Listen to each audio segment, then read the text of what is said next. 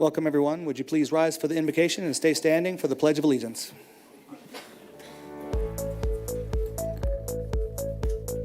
Heavenly Father, thank you for the blessings this community that we call home. Guide us in our decisions and help us rise to the tasks ahead of us. As we focus on our duty to our community, may we share our commitment with our neighbors. Amen. Pledge allegiance to the flag of the United States of America and to the republic for which it stands, one nation under God, indivisible, with liberty and justice for all.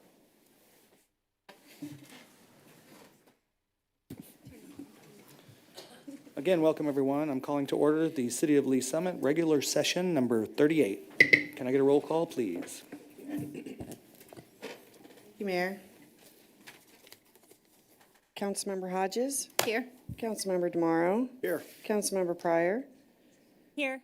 Councilmember Shields. Absent. Mayor Pro Tem Lopez. Here. Councilmember Felker. Here. Councilmember Lovell. Here. Councilmember Edson. Here. Mayor Baird. Here. All right. The first item on the agenda is the approval of the agenda. Can I get a motion?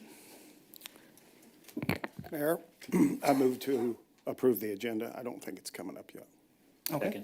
We have devices and our screens aren't pulling up yet, so I have a motion to adopt the agenda by Councilmember DeMauro, seconded by Councilmember Edson. I'm sorry, she logged in. Edson.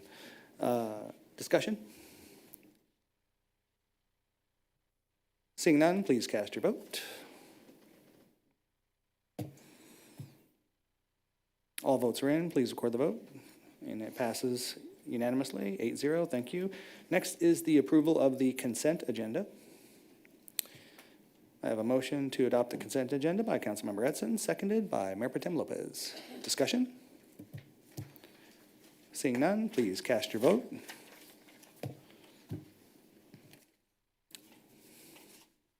All votes are in. Please record the vote. All right, that passes unanimously too. Thank you. And then we go to Council Roundtable. Items of general interest, things going on in the community. I think last week was the last week of our 4 weeks in a row of cleaning up. And I heard it was another very successful day. We've been cleaning up Lee Summit for the last 4 weeks through Just Serve, the Ministerial Alliance, and then even the city had a Clean Stream Day. So it was a very busy month.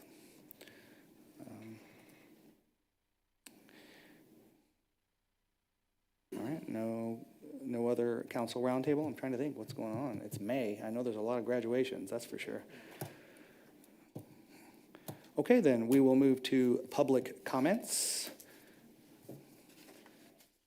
Oh, we have Ms. Lombardi here today. Do we have council comments? We have public comment. I have one here. We do have the one that I put up there for you earlier. Okay, Mr. Sanning, I don't see you. Oh, there he is. Come on forward, please.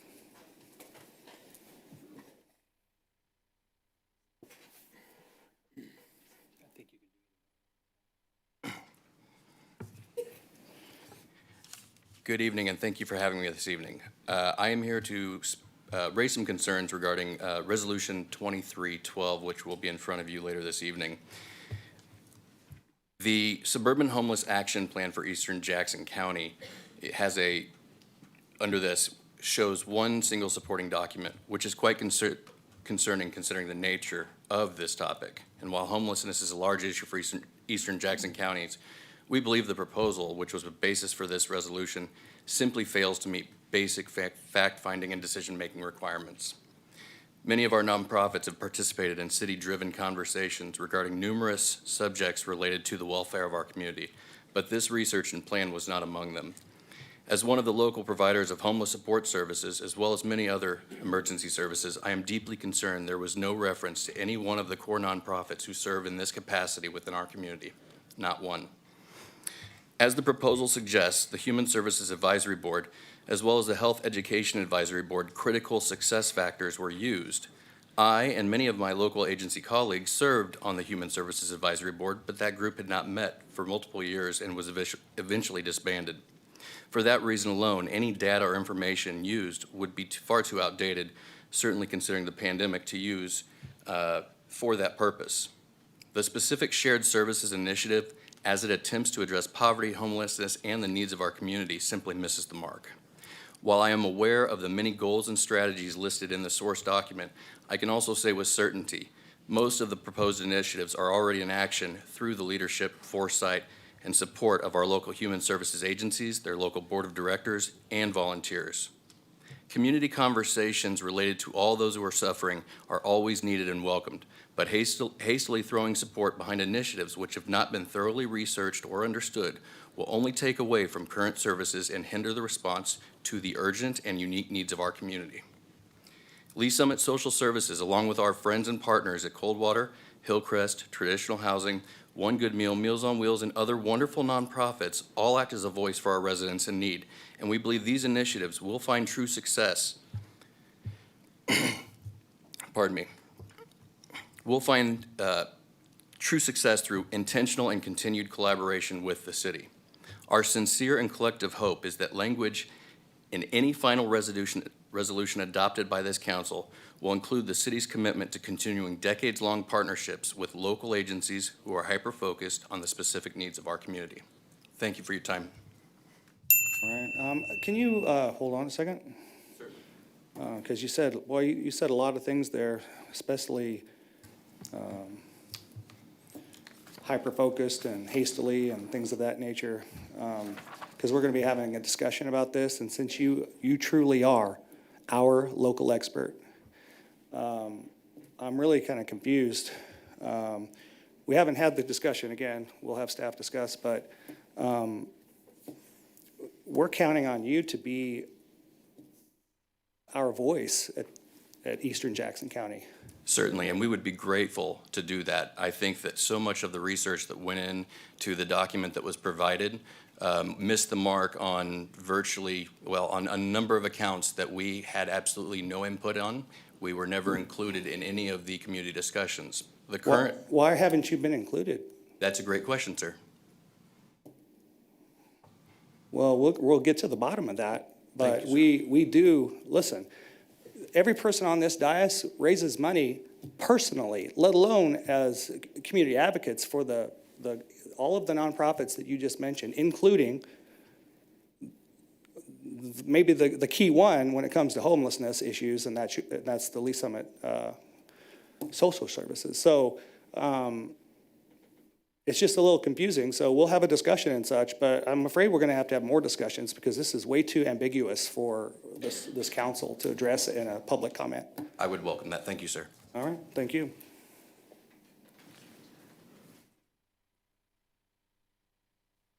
All right, well, that was interesting start to our night. Let's go to proclamations. I see, I only have, there are two here, okay, yes. Let's start with National Gun Violence Awareness. Would those wishing to come up here to read the proclamation with me, come forward, please.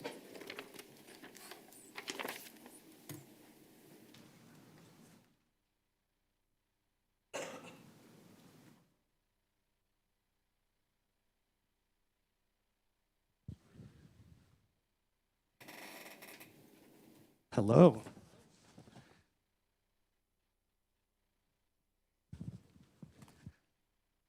How are you? I will read the proclamation. Oh, let's squeeze this way. We got a nice, good crowd here. And then I'll have you say a few words and then see who you have with you. Yeah, fantastic.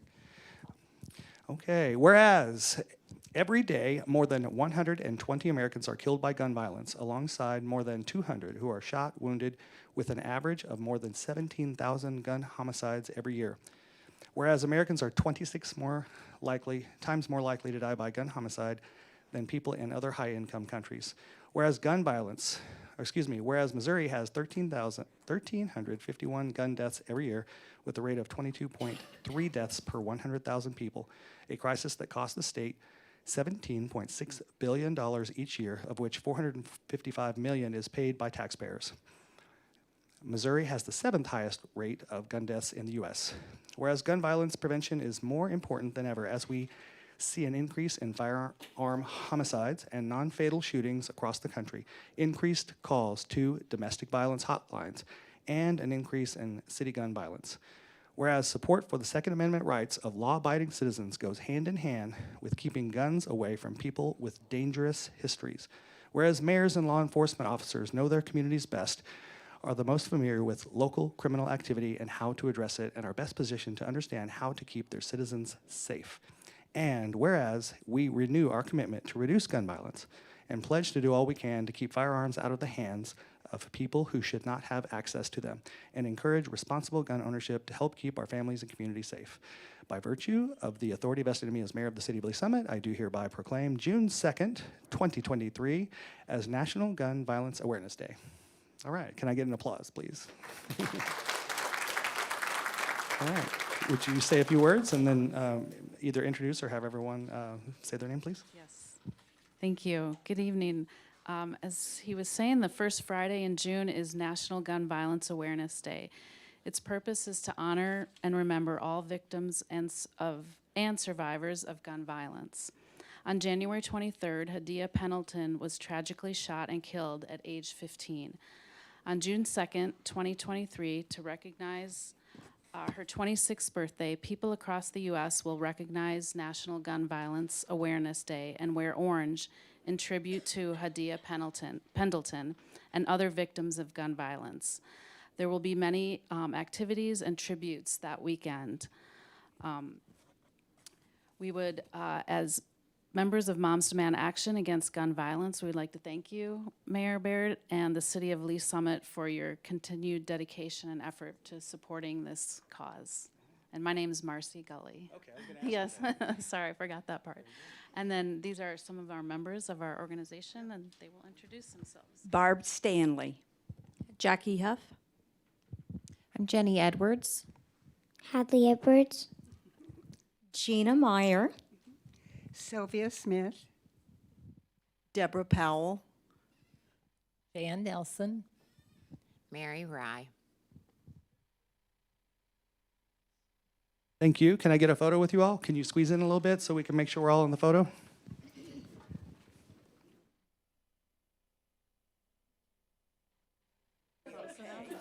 It's fine. Nobody has to squat down. She'll fit us all in.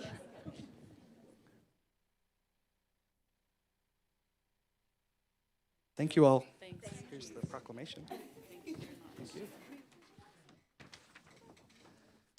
Okay, and then we have National Travel and Tourism Week. Who's coming up for that? Cheryl, you going to come up with me? I'll take a selfie if you're not. No, Mark Dunning will take the photo. You didn't? I asked and they said you were going to come up, but I didn't know if somebody else was coming with you. Yes, I'll take that. Thank you. Okay.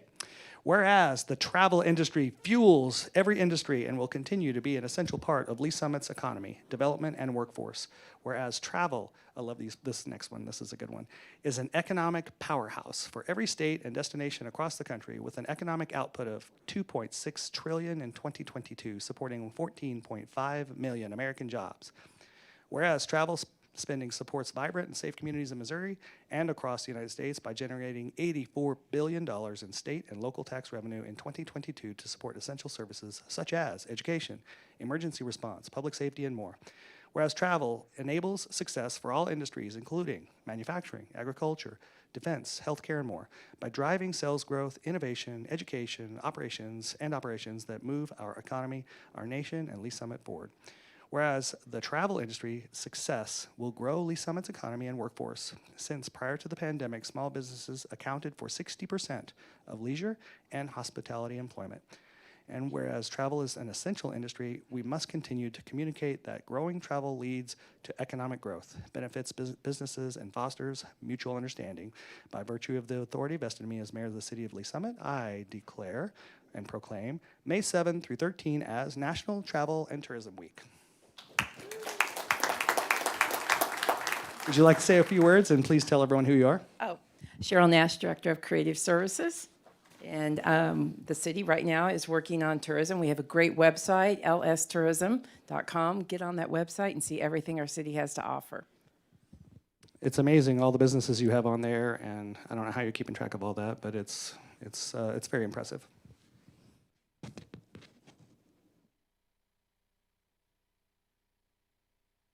All right, thank you.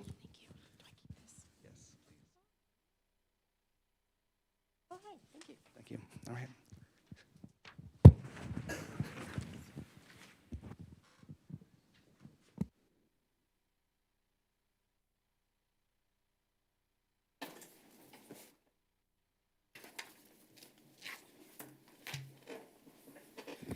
Okay, we have a few presentations tonight. We have item 6A on the agenda is a presentation about Citizens Leadership Academy graduation recognition. And I think I said Miss Lombardi. It's Miss Lombardo, right? So I apologize earlier for that. A council member caught me on that. So thank you to that council member. And could you tell us about this? I hear you're pinch hitting tonight. I am. Thank you, Mayor and Council. I'm here filling in for Tricia Arcuri, our city clerk. She was unable to be here tonight, and she wanted me to express how sorry and disappointed she was for not being here tonight. This is my first presentation, so I'm going to give it one heck of a shot. I appreciate your patience with me. I'm a little nervous. The first Citizens Leadership Academy was held in 2011 in response to a suggestion from LS 360. An academy has been held every year except 2015 and 2021, making this the 11th graduating class. The 2023 Citizens Leadership Academy began with 16 applications. Of those 16, we had 8 participants enrolled in the academy that were able to attend the majority of the sessions and thereby successfully graduating from the academy. The final session, held on Saturday, April 22nd, included a mock city council meeting for the pseudo-city. They discussed things such as medical marijuana dispensary special use permit, a preliminary development plan for a mega box store, a feral cat ordinance, and much more. Participants held the positions of mayor, council member, and a variety of staff positions. City staff stepped up again this year and enthusiastically participated in this program, and the participants saw the dedication and professionalism of each presenter.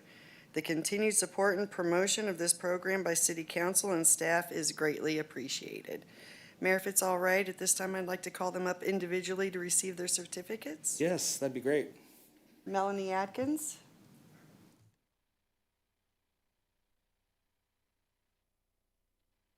If you just stand right up there, we're going to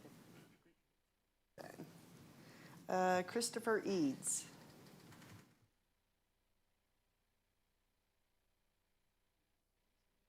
Robert Newkirk.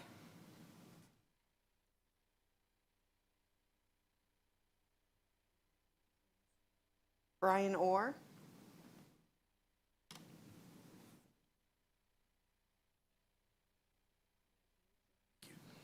William Peterson. No William. Michael Vestweber.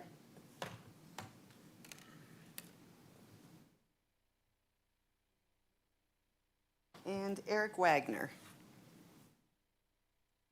Okay. Looks like we had 3 that could not make it tonight. All right. Well, congratulations, you guys. Did you enjoy the class? Very much so. Very nice. All right. Well, thank you very much. Mm-hmm.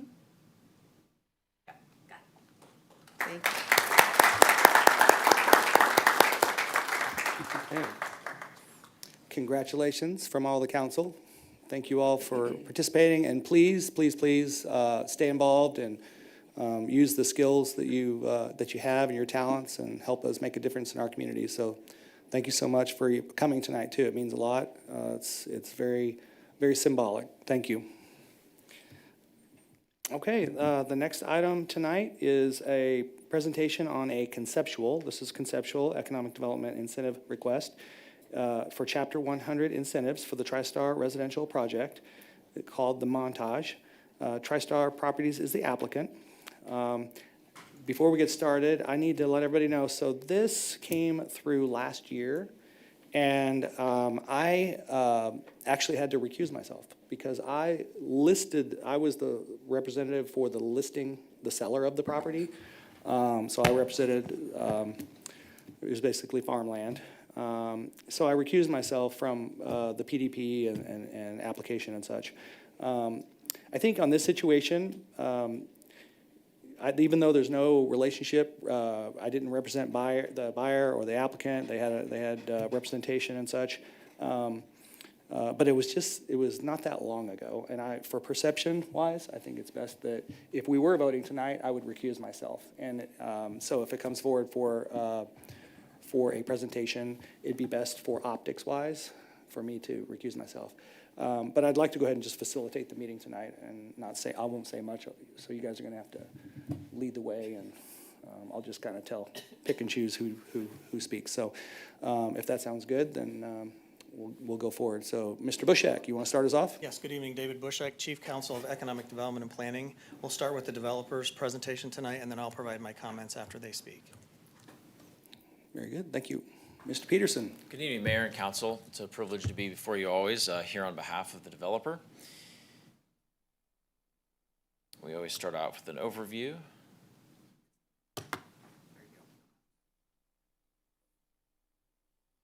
We'll start tonight with this presentation with understanding who your proposed developer and partner for this project would be, look at the project site, the proposed project on that site, then move on to look at, in this case, we've had some recent projects like this that are really heavy in public improvements. I'd call them even regional public improvements, so we'll understand what those are. And then we will move on to the proposed public-private partnership and end how, at least when I have the privilege of speaking to you about something like this, we always end with what I think becomes the paradigm, right, for how you think about things, which is this in the net benefit for the taxpayers, for the citizens of Lee Summit? That is the value proposition. So that's how we'll end. But like usual, let's understand who is making this proposal, who I'm here on behalf of. And that is TriStar Properties. TriStar Properties, and I should say also with me from St. Louis, behind me is Matt Siegel, Vice President of TriStar Properties. This is a developer that is based in St. Louis, has more than 25 years in the industry, has 15 million square feet of experience so far in terms of development, which represents over $1 billion worth of projects. So I say all that just to say you have one of the criteria I hear you talk about, do I have an experienced quality developer? You do, as your applicant in this case. Now they are making their first entry or attempted entry here into the Lee Summit market, into the Kansas City area. In fact, they picked Lee Summit as the first place to come and try to make their first large capital investment. So I know that is a very good thing. In terms of the site that we're working with, we're along 291. It's about 9 acres. It's on the east side of 291. The red arrows are kind of framing up a funny shaped site here. But to get your bearings, it's immediately south of the Shamrock Golf Course. On this site, the proposal, as you can see on the screen, that's a colored site plan there. You have 291 off on the west side, making that long public street entry over to the actual improvements on the site. It's high-end mixed residential, specifically all rental products, not for sale. And it's made up of 2 different product types. The first is a townhome product. This is situated on the public streets, which are, as you can see, they're the wider streets. Those are all public streets. Along as you come in, the stub up to the north, stub up to the north, come around, stub to the south, and then stub up to the north. All those are public streets. And you can see all of the light gray residential units that are fronting the public streets is this townhome product. Now the townhome product is between about 1,000 and 1,600 square feet, 2 to 3 bedrooms, ranches, and 2-story options. The target audience for this product, in their experience, is young professionals, split family situations, and then some families, but they find there are very few families that are completely together with children because the cost, frankly, of these high-end units deters people from coming that can't quite afford it, that have families. And then if people have more money, it's just a kind of sociological fact. I guess it's the American thing. You want more land, right? You want a bigger yard for your family, things like that. So it just doesn't end up yielding a lot of intact families altogether. The second product is the courtyard villas. These also are 2 to 3 bedrooms. They're dark brown on the screen in front of you. You can see that they're clustered together on those private streets or alleys. That's because these are all alley loaded. They're focused on community. Every single one of them has a front porch for that reason. All of them are single story, which you may be ready to steal the punchline here. As I described all that, what it sounds like, the target audience is 55 plus. Now, in TriStar's Mint's experience, they prefer not to actually, as you know by law, you can say 55 plus, you're allowed to do that. They wouldn't actually make that a covenant here, but this would be substantially what this community is, 55 plus. It's tailored in every way to that audience and that clientele. I brought a rendering of that because while all this is high quality, I thought you'd like to see it. Now I have one, when you render and you're working on the product, things change. This actually shows 8 units, and all of theirs would be 1, 2, 3, 4, you can see 5, 6, would be 6 units together. They just at this location ended up deciding that would be a better design. But this again, front porch focused, community focused, 55 plus, target audience, courtyard villas, absolutely unique. You will not find this. You'll not find this many places in the metro, let alone in Lee's Summit. So that gives you a little sense of, and again, we can come back to all this like usual. I go fairly quickly so that we don't take up too much of your evening, but we can come back and talk even in more detail if you'd like about these 2 mixed residential products. I'd like to shift gears now to the public infrastructure because there's a lot of it. There's a significant amount of public infrastructure here just to make this project happen. You can start by seeing everything I showed you before. I'll quickly do it again, where you see lots of color. You're seeing those public streets outlined. All of that is public street, including that long run up to feed the project from 291. You're also seeing public storm in green, which go along the public streets. You're seeing public water in blue that also follow the public streets. And you're seeing the public sanitary, all of which are importantly here serving not only the site, but stubbing out to the north, which is Shamrock, and to the south, which is other land that has not yet been developed. This is extraordinarily important to Shamrock. You know that's a project I was able to talk to you about a few months ago, which is in the works right now. In fact, there was a joint meeting with Shamrock today with TriStar as they were in town talking about the importance of shared development and coordination, including all this public infrastructure that would be enjoyed by Shamrock. Anecdotally, I received several phone calls over the last few weeks as I was able to get in and start trying to figure out this project with TriStar from people interested hearing about this said, if this project goes forward, is that land to the south available? Meaning this is extraordinarily important as a starter here for this infrastructure to come in, and especially that shared public street network, which staff can attest is what the public street plan calls for here in terms of stubbing out from north-south to get development up and down this corridor on the east side of 291. So lots of public infrastructure that is going to be the starter and shared with this whole side of 291. So the next you ask, okay, is this expensive? It is expensive. These are engineers' estimates of the various components of what you saw on the screen in front of you. We're talking about over $3.6 million of these kind of regional public infrastructure improvements. Now, as promised, the public-private partnership needs to be described and explained as to what it would be doing for this project specifically. So the first is to say there's 2 benefits, and it's important to distinguish between the 2 benefits. The first benefit, as part of this, what would be a proposed Chapter 100, that'd be the only tool involved here, would be Chapter 100. The first benefit to focus on, and benefit I use this synonymously with reason, right? Why is this being requested? The first is property tax certainty. Now, I don't know how many times you've heard that in the last, especially couple of years or so. I'm not going to give the full in-depth because I just know I've talked one-on-one, I've talked in group, I've had the opportunity to present this to you many times. Staff will do the same thing tonight. Property tax certainty is unbelievably important here. What would be proposed here is a fixed pilot for $2,776 as indicated on the screen, plus as we tend to do now every odd year it would go up by 3%.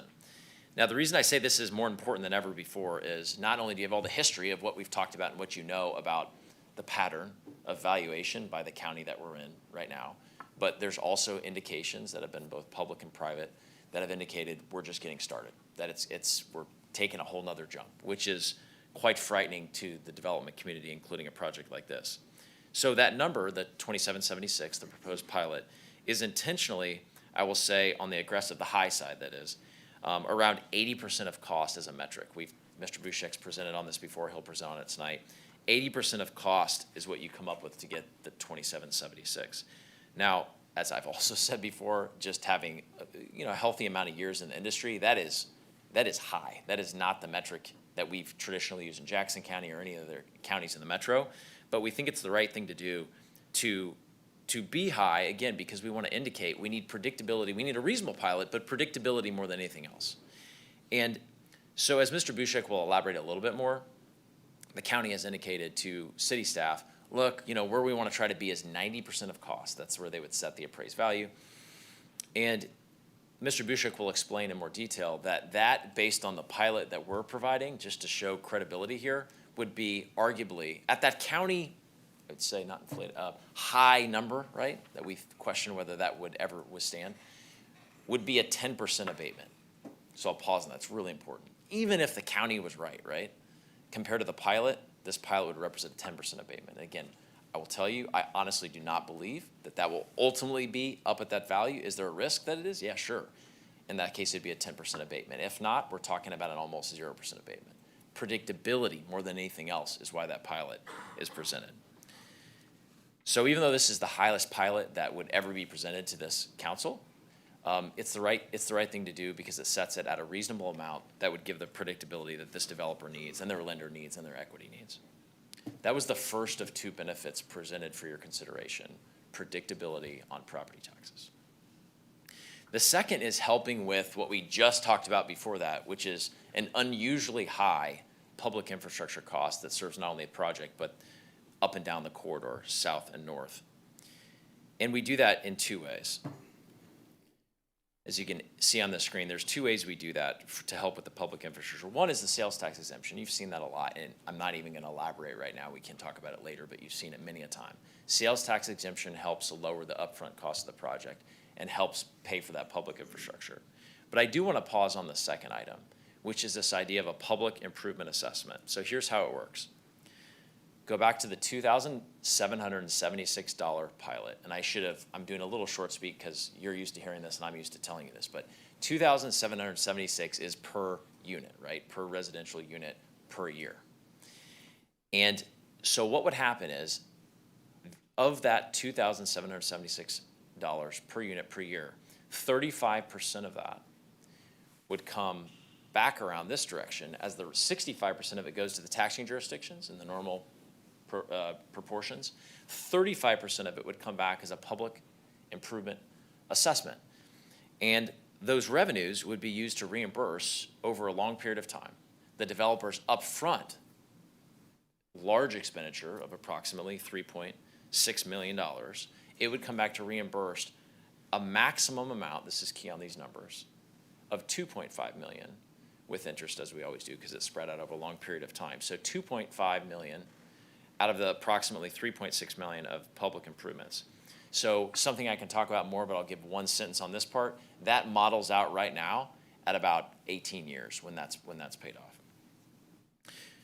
So with that, flying through Chapter 100, the two possible benefits, predictability and helping over a long period of time reimburse a portion of these public improvement assessments, we land on, again, I always say it, the most important question, right? That's why it's last in the presentation, which is this what is necessary, if this is necessary to move the project forward, which is what it is it what's best for the city? Is this the right thing to do for the city financially and otherwise? So I'd like to offer you 4 reasons, and we'll break them down and then conclude. 4 reasons why this is compelling. The first is that this is already in the playbook. It doesn't mean that this exact proposal, right? That's for what you'll consider tonight, and hopefully moving forward in the formal procedures, you'll consider and vote on in the future. But the idea of coming forward and saying, we're having some trouble with public infrastructure in this exact location is exactly what the city's economic development policy said. It said, developers, come and talk to us about this. We may be able to do something about it. That is, this property is located, as it says on the screen, in the South Missouri 291 targeted planning area. And I just pulled one quote that's the most relevant. There's obviously more text in the policy. But But it says a significant portion of this area lacks sewer, check, transportation, check, and water infrastructure to support development, specifically towards Southerly Summit. So exactly what was targeted in the targeted area is what's happening with this project. And this project would be the first splash of getting that infrastructure going to feed the adjacent development. So the first and part of the value proposition is this is what, big picture, this is what the council asked for in the economic development policy. The second part of the value proposition is straight economics. Revenues for the taxing jurisdictions, the school, the county, and certainly the city. So this entire piece of property is generating about $324 in taxes per year, even less for the city, as you can see on the screen. During the Chapter 100, the incentive that is proposed here, during the period when it's in place, and we have that pilot schedule that we've talked about, including the public improvement assessment, so all of that baked in, during that period, the annual real property taxes it's pilots, would be between $407,000 and $500,000 to the taxing jurisdictions per year. An immense amount of money, and including to the city, a large amount of money. In addition, any project like this is gonna have a significant amount of excise tax that's paid to the city, which I'm sure staff can break down and estimate for you tonight if you'd like. After that period, so once we hit that maximum of $2.5 million of public infrastructure of the $3.6 million reimbursed, the estimated annual property taxes would be closer to $800,000 a year, and even more than $100,000 to the city each and every year.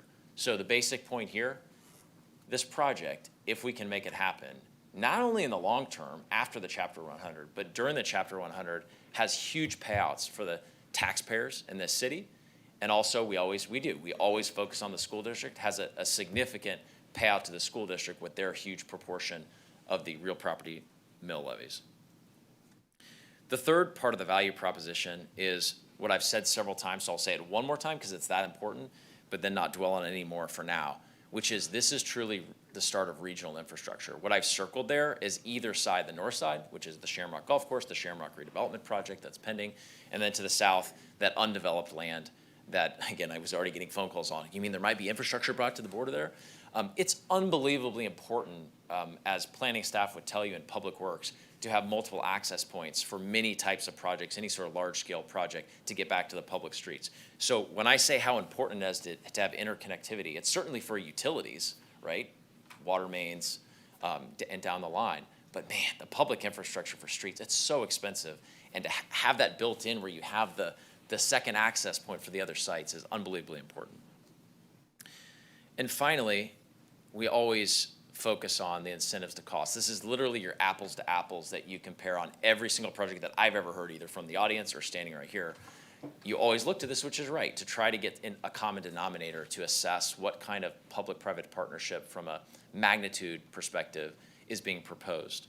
And so here, what you see is the overall project cost for the project you saw on the screen previously, including the public infrastructure. You see the $2.5 million in that middle column, which is that public improvement assessments over approximately 18 years that's repaid to the developer. And then that sales tax exemption, which is about $1.2 million, and we can break that down in greater detail. In fact, I think David will break that down. And you add that up, you see the 3.7 there.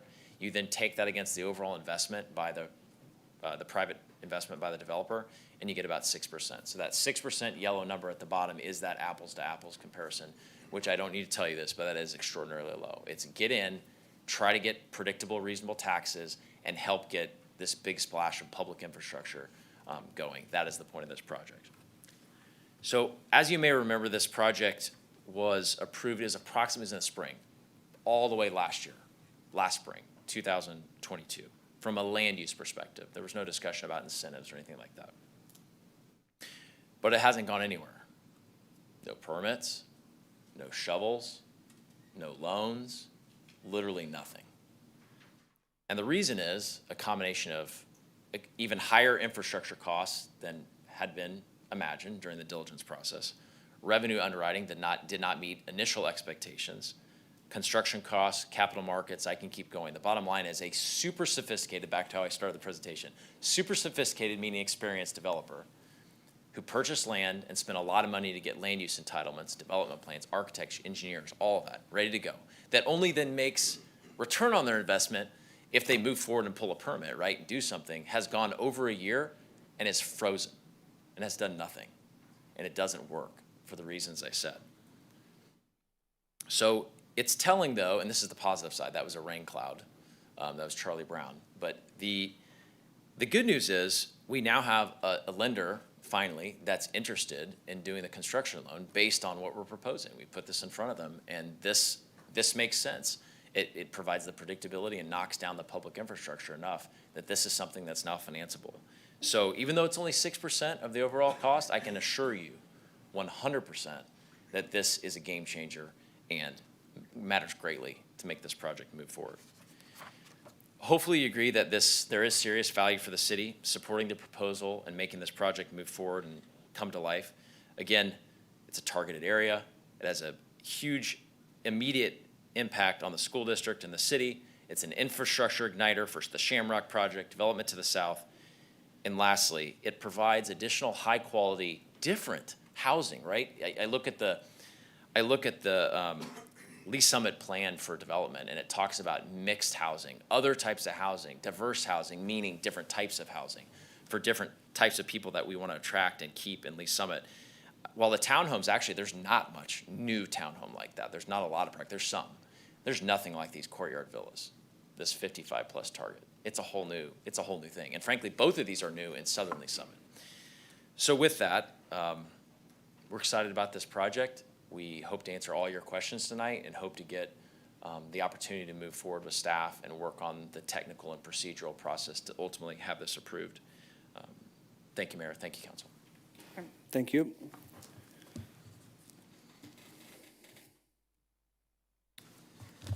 Bishek. All right, I will walk through my analysis as you're used to seeing. And there's some unique aspects of this request that I'll point out as I walk through my analysis here. Some of this is a bit of a repeat because Kurt just described some of the components that I'll be discussing. But we start at the top. It's an incentive request that lasts for 20 years. Most of the residential incentive requests that the city council's approved have been 10 years. Some have been longer, and we can talk about those if needed. It's 226 units as opposed to a higher unit count that was approved with the rezoning approval that the city council gave in June of last year. So we start with the developer's request, and as pointed out, the proposed pilot is $2,776, which amounts to a 35% public improvements assessment, and then the taxing districts receive 65% of that. I can go into detail if needed how that public improvements assessment works, but Mr. Peterson just described it for you, so I won't repeat what he just said. It's essentially a method of monetizing a portion of that abatement so it flows back to the developer as paid by the tenants. The second box then is my analysis, and this uses the methodology of assessment that we have talked with Jackson County Assessment Department, and they have told us should be used in these cases. So we had a previous project that we'll talk about in a moment that was approved by the council last year. Actually, yes, last year. And we had an extensive debate that lasted for many council meetings of what's the appropriate way to analyze this. And what the county has told us is this type of project, ultimately they measure by the net operating income approach. But if you're going to do some analysis up front, they propose using 90% of construction costs. So what that means is the developer's proposed pilot is essentially valued at 80% of construction costs, and my recalculation uses 90% of construction costs as the county has informed us. So what that means is that if this is approved at their proposed rate, this is essentially providing a 10.5% abatement at the top. So there's an initial abatement that this level of pilot provides, and then you do the calculation. So the public improvement assessment is about 31% of the remainder, and then what the taxing districts receive as a pass-through is about 58% of the remainder. So that's my recalculation. Then we look at the benefit to the taxing districts. We start with the taxes last year, very modest taxes, just a few $100s. Then with the project, and assuming these calculations up here, the amount that flows through to the taxing districts, you have the first year of pilots shown in this column with the cities highlighted in green at about $70,000.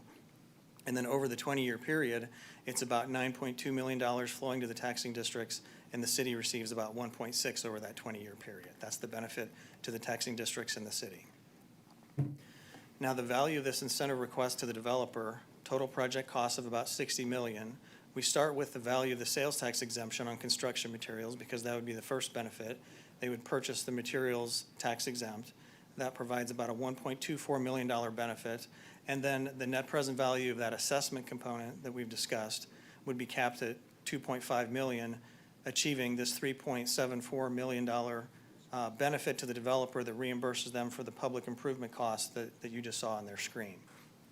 Then we add to that my additional calculation of the net present value of that tax abatement that actually is provided at the top, that 10% tax abatement.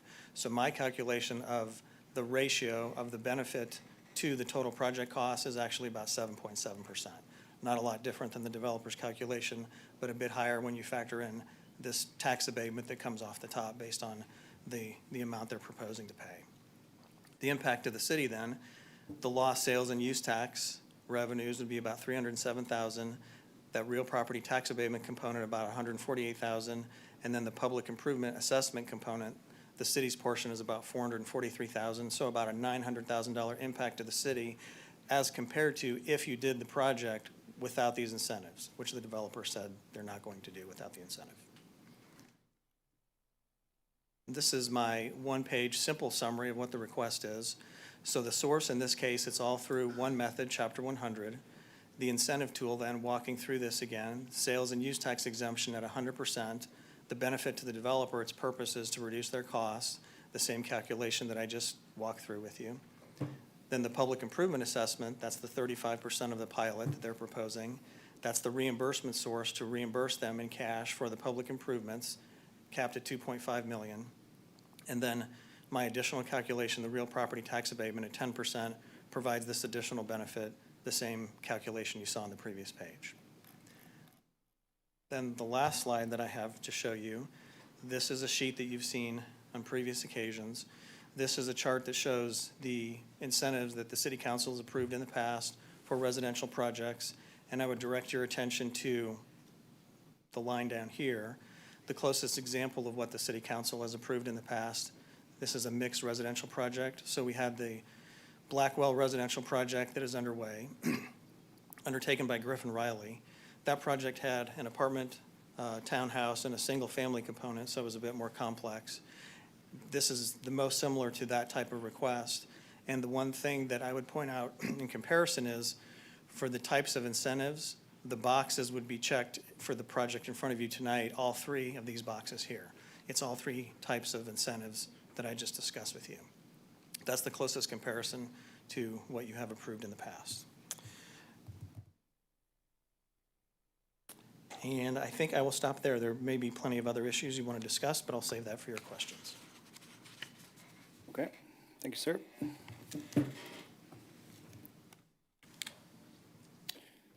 Sorry, my screen went to, the login. I can't see who wants to speak first.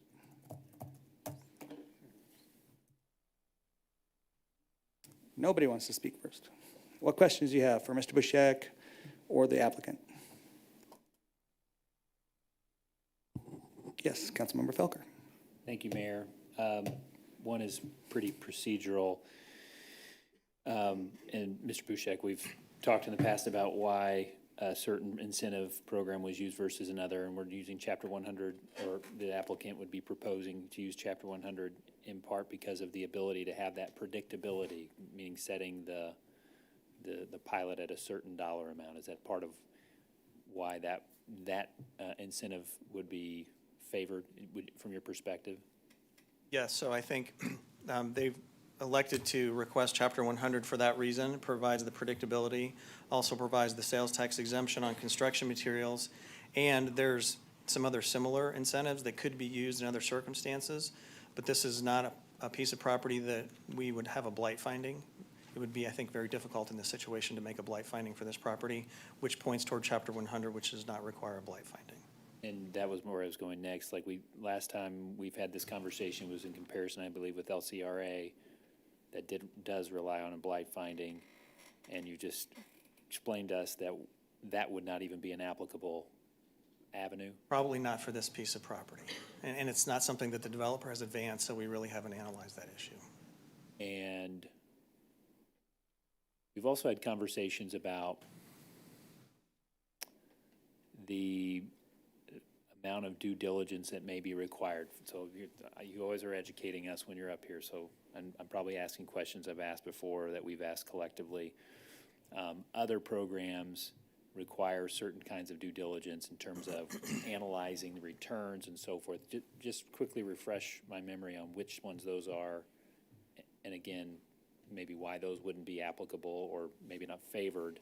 Yeah, that's a good question in this case. So for the incentive requests that have involved tax increment financing, we've historically had our financial advisor do the type of financial and but-for analysis because, as we've discussed, there is what I've been calling the hard but-for test. When we use TIF, you have to make a finding that without the use of TIF, the project would not happen. That's the only type of incentive, at least from a statutory point of view, that's an absolute requirement. And so we've traditionally had our financial advisor analyze TIF plans for us to undertake that analysis. In the context of land clearance for redevelopment authority projects that you've recently considered, we are moving in the direction of doing that sort of analysis for the appropriate projects. So the last two projects that you heard, one was for an industrial food production expansion, and another was for a large mixed-use project that's along Colburn Road. And we are having our financial advisor review the Colburn Ridge is the name of that project. They're analyzing the Colburn Ridge project, which will go to the LCRA board in a few weeks. The industrial expansion project doesn't really lend itself to that type of analysis, so we're not in that case. So to get back to your question, when are we doing it and why? In appropriate situations, we're having that sort of analysis done. And as I'm standing here thinking about this, we probably would have that sort of analysis done to get advice from our financial advisor, whether from an independent third party, is this actually necessary to achieve a market rate of return for this type of project? Okay.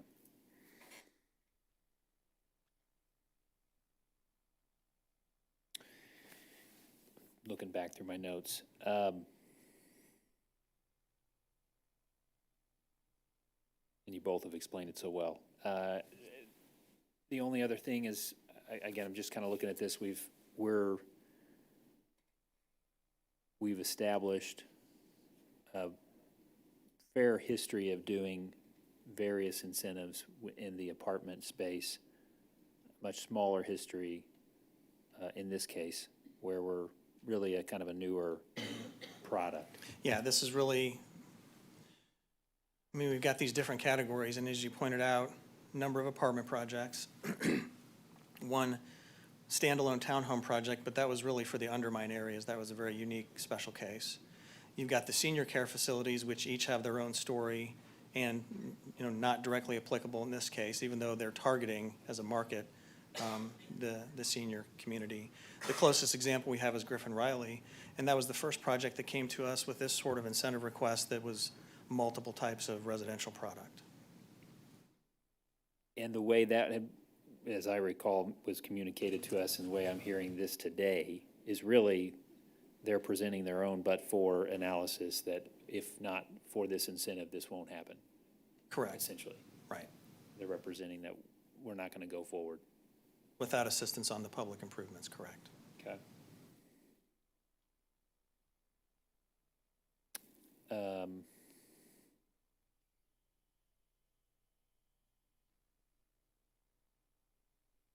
Trying to think if there any other areas in town where there's even something that kind of looks like this, but I'm looking down at Arbor Walk is where my brain's going, but not sure that it's comparable. I mean, you have kind of a townhome area. What kind of incentives, if any, were offered in any of those kind of scenarios?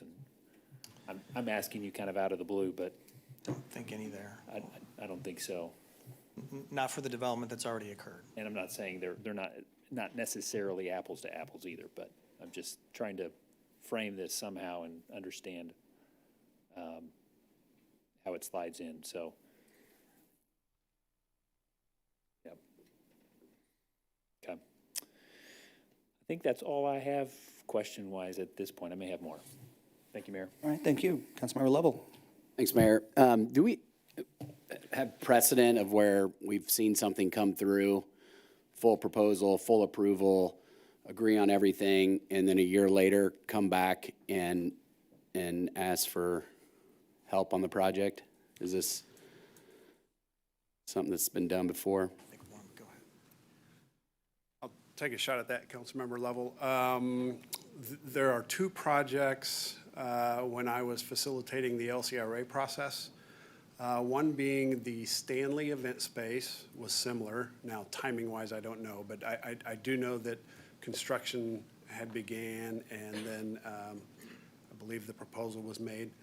The other was Minsky's Pizza, and that was purely just a disconnect, and I recall that meeting very well. That was on us to not kind of marry up the processes. So, but that one was caught before, right after the permit was issued for that project. Those are the only two that I can think of. Anything for David may know one. single-family homes like this? Because it doesn't feel like we typically incent single-family. I know these are for rent, but I just. So I'll answer, let me point out one other example that I think may fit in your category. That this project here, Staggs Field, their Chapter 100 plan was approved in 2021, and then they decided to not move forward with the product mix that you had approved under that plan. The last we heard from them, maybe 2 months ago, we are still waiting to hear back from them whether they're going to proceed. But in order for them to proceed and keep their incentives, they're going to have to come back in front of you. So if that project goes forward and if they want to keep the incentives alive, that would be a third example of where it will come back to you. Now, the last part of your question, single family, the only example I can think of is this new Griffin Riley project, which has a single family component that's all for rent. And to avail themselves of Chapter 100, the project has to be exclusively for rent to qualify as a commercial project under state law to be eligible for Chapter 100. And then I think it was a couple weeks ago, we saw a development right next to this come through. There was some single-family homes or nearby. And do I recall if they asked for incentives? Colton's Crossing? Yeah. Yeah, and they said they're not pursuing Yeah, so those are incentives. single-family for sale, Correct. but no. And one of the points that, so when they were initially inquiring about incentives, one of the points that I raised was exactly that. They would have to be a commercial project for rent only, coupled with it's exclusively single family, and we've never seen an incentive request for that type of project, and they said, we're not going to pursue incentives. All right, thanks. Thanks, Mayor. Thank you. Councilmember Felker. I'm going to just follow up on that question, so make sure I just understood correctly. Hypothetical Arbor Walk is, I'm just using that as where I'm putting my brain right now, but if that was new, not built yet, and it was being built out, and there's presumably, and it would need infrastructure and be able to kind of do like this project, maybe have some stubs here and there where various water or other utilities are able to connect with future developments. What I think I heard you say is, if that project, if it, in my hypothetical, were to pursue incentives, Chapter 100 would not be available because it's only available to commercial projects by statute. Correct. Because Arbor Walk is, as far as I know, maybe it's not a rental community. I don't really, I think there may be components of both. Little of both. So I think to answer your question, if that project or something like it were to be proposed somewhere in the city and it had these different mix of residential types, it would have to be rental only to qualify as commercial. The Chapter 100 incentive is only available for industrial and commercial projects as defined in state law, not residential, which single family for sale is purely residential, not a commercial type project. What kind of incentive tools would a single-family home development like that be using? Well, Meaning, is there a kind of host of ones that could use? No, there's not. That's exactly what I told the project we were just talking about, that I can't think of an example of where a project like that has ever received incentives. In certain circumstances, there may be creative way, like if, for example, happened to be a new single-family subdivision in a blighted area where you're tearing down buildings, for example, and building a new single-family subdivision, you might be able to use a blight-based incentive tool, but that would be a very special circumstance, not a greenfield, single-family residential project. So what I think you heard, just to recap what you just said, was single-family home development, which again, this is not that, just kind of giving us points of reference. There'd have to be unique circumstances, and historically, number one, Lee Summit hasn't provided those. Lee Summit hasn't, and I can't think of any city I've worked for that has either. Done that in the single-family space. Correct. Meaning for sale, as opposed to any kind of single-family for rent, which we've processed that and are doing so with. Right, and I Griffin Riley. think we're one of the first ones to do that, too. Okay. Mayor, that's all the questions I have for now. All right, thank you. Mayor Pro Tem Lopez. Thanks, Mayor. Mr. Bushek, thank you for having the incentive comparison up there on the screen, but with regards to the second public infrastructure reimbursement benefit, I mean, I know we've done the sales tax exemption on construction materials. That's pretty standard for a lot of the like-kind projects we've supported. The 35% public improvements assessment, that's somewhat unique, isn't it? Yes. So we've used that in a few previous situations, but they've all been, so far, as you've approved, they've only been the industrial projects. For the Lee Summit Logistics project, the Scanell project that's under construction behind the police station right now, that used the public improvement assessment component. The Lee Summit Industrial project on the Odell property that hasn't commenced yet, used it there. And then the Ward development at Town Center, which you approved a few months ago, that also has a public improvements assessment component. But this is the first time we've seen a request like this for residential. Okay. And I mean, I know maybe this question, I'll continue to probe you, but maybe the developer needs to answer some of this. You know, we try to be consistent with some of these incentives, and I know Mr. Peterson knows that. Why in this case? Why come to us with this at this point? I mean, I understand there's quite a bit of public improvements and they're pretty significant that need to be performed. But why in this case? Why here on this residential type? That's a question that I think the developer should answer, and I'll just chime in before they do. That's the type of financial feasibility analysis I think we'll need to conduct if you give favorable feedback and this moves forward. We'll need to test that for ourselves, analyze that issue. Okay. Mr. Peterson, you want to give it a crack? Sure, Councilman Lopez. Thanks for the question. So one, I would say, just adding, and what David said was, like usual, David Bushek was precisely right. I'm going to add something that is also right. It wasn't really it was beyond what he said. So we were talking about have we used these public improvement assessments to help take care of public improvements that you all think is a priority? Yes, and named off 3 industrial projects. The reason he was right is he said that had been approved by the council. I'm only doing this carefully for reference, but it wasn't that long ago, maybe 4 weeks ago, that we talked about another project at Rice and Colburn Ridge, that also had an immense amount of public infrastructure that we really wanted to both get in and also serve property to the north towards PRI and all of that. And it was the exact same structure, and that had some multifamily involved there. But it's mixed use, so it had some possibly other types of commercial buildings. Won't go through it all. Different presentation. But that is another instance where we hope that will be approved, that there was generally favorable feedback from the council on that. But that was the exact same type of, man, we're in a targeted area. This is now Mr. Lopez going to shift directly to your question. Why here, right? And I won't do a full representation of sort of the value proposition, but I really want to take your question, which is spot on, and highlight a few of those points again, which is why here? One, it has been identified as a targeted area. And in fact, the very targeted area that it's in said, guess what? In South Lee Summit, we're going to have some problems having good development happen. Public streets, right, was how it started.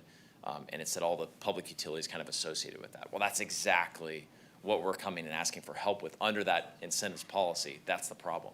Now you shift over. I'm no Arbor Walk specialist, I will tell you. Only been in the audience and watched. Looks like a really good project. But in my estimation, it doesn't trigger or engage with the public street plan in the same way that this piece of property east of 291 with all this undeveloped, redevelopment, the golf course, everything north, and then everything south, almost 150. There's obviously some single family down in the southeast corner there. But This is immensely important and has tons of that public street infrastructure that you don't find at the good project there just west down 150. So I think it really is apples to oranges in that respect. So with that, again, why? Because there's a problem that's already been identified by the city, and this is a great tool that still brings a positive return for the city immediately, and the school district and everything, to take care of the problem and have a ripple effect up and down the east side of 291 with development. All right, thank you. Just quickly while you're up there, Mr. Peterson, and I apologize, I just didn't remember seeing that. What are the price points for some of these units? Yeah, we didn't. We're always hesitant to do that in the market. So the qualifier and then the answer. The qualifier is, while we have target estimates and things like that, the market's going to tell us. It really does. It narrows you down pretty tight into where you're going to be.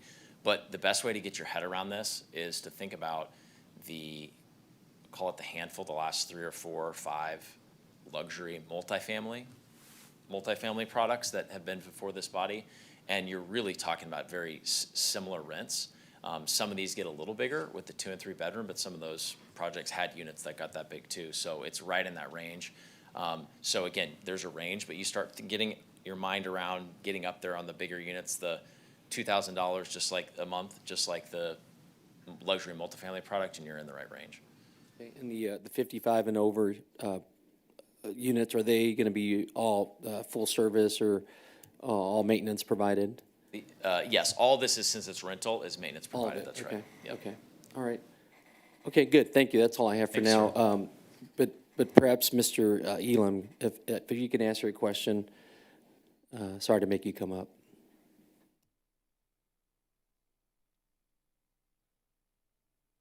I think you're the right person to ask.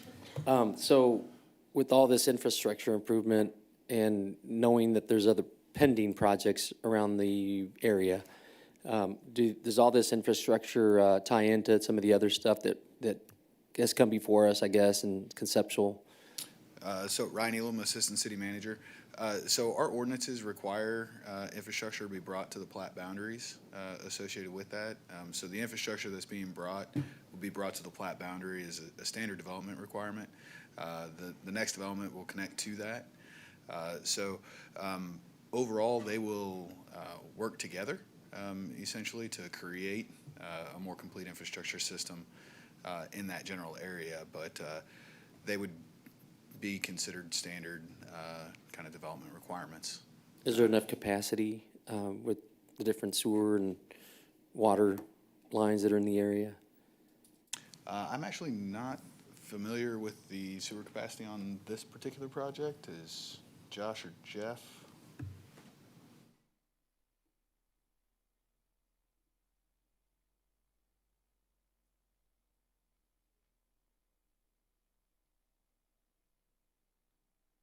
Jeff Thorne, Deputy Director, Water Utilities. The water system has plenty of capacity in this area. There is a line coming up through the south from Colby Creek, which will hook into a line that will travel then north through this site up into the golf course development area and all that. So that'll help loop that system out a little bit. And the sanitary sewer, while the areas downstream since this was approved have this was basically the last piece in before we reached capacity, so this development is not carrying any of the cost of the downstream improvements. It is just carrying the standard cost of the sewers within the site. Okay, great, thank you, I appreciate that. That's all I have for now, Mayor, thank you. All right, thank you. Councilmember Pryor. Thank you, Mayor. So my question was actually pretty much answered, but I was just wondering, will these infrastructure improvements, will they benefit the development with the Topgolf like facility that Parks was going to partner with and everything? Will it benefit that? And then will it, so if they end up asking for incentives, would this lessen any incentives they would ask for with that development? Like how will this benefit them or benefit that development there? Ms. Pryor, I have the convenient ability to answer that question, given that I'm working with that developer on that project. And I made a quick reference to this, but we literally had about an hour long or more meeting in our offices today with this developer and that developer talking about these very things. And the short answer, and then we can do more if you'd like, is this is immensely helpful to the developer to the north, as it would be any developer to the south for kind of what Mr. Elam was talking about. So if we'll end up potentially incentivizing it for that development, then I didn't answer that part. I'm sorry. You did answer. That was a compound question. I forgot the second part. So the second part is, and I want to be careful because we did a conceptual. We know that's such a big project to the north. There will be another conceptual presentation. And we said that at the time because it takes time. There's a lot there. But that's my caveat. The general answer is all that financial modeling we did and shared with staff and presented with you in a summary form there said nothing about doing something off-site, which is all this infrastructure. They likely need some, they do, to do certain things. They're gonna need that secondary connectivity that this project would stub to the north to hook up with the Shamrock project. But none of those sizable incentives to help with everything Shamrock was trying to do would take care of this, so there's not overlap. okay, thank you. Do you want our opinions now, or you want to wait for? Sure. Yes. I mean, I guess I don't have a problem incentivizing it just because it will benefit future development that we've already seen the presentation for and that we were really excited for. And so I mean, as of right now, I don't feel like I have a problem incentivizing it, just because it does benefit good quality development in that area. Okay. Thank you. Thank you. Councilmember Lovell. Thanks, Mayor. I'm generally not in favor of the incentive. I just think it's a dangerous precedent to, have something presented to us when we're looking at incentives, even if like Colburn Road and the commercial development there, or how much we require of certain developments and the type, the quality and the size and the scope and some of those things that get factored into that. And I also think it's just kind of a dangerous precedent. Even though it's single-family rental, attaching incentives to a project like this is just going to open up more requests down the road. And I think we've got to be better stewards of the tax dollars we're doling out, especially the property tax environment. So I would just say I'm in generally not in favor of these incentives. Thank you. Member Tim Lopez. I like the project. I like the product. I like this uniqueness that of investors, developers that want to come into our city. So overall, I like it. However, I'm still not convinced on the financial model and the valuation. I'd like to see a little bit more analysis, as Mr. Bushek had indicated, that really needs to be just kind of fine-tuned a little bit before it's brought back to us. So I like it. I think I could support it, but I think we need a little bit more analysis and before we can commit to something like this. So thank you. All right, thank you.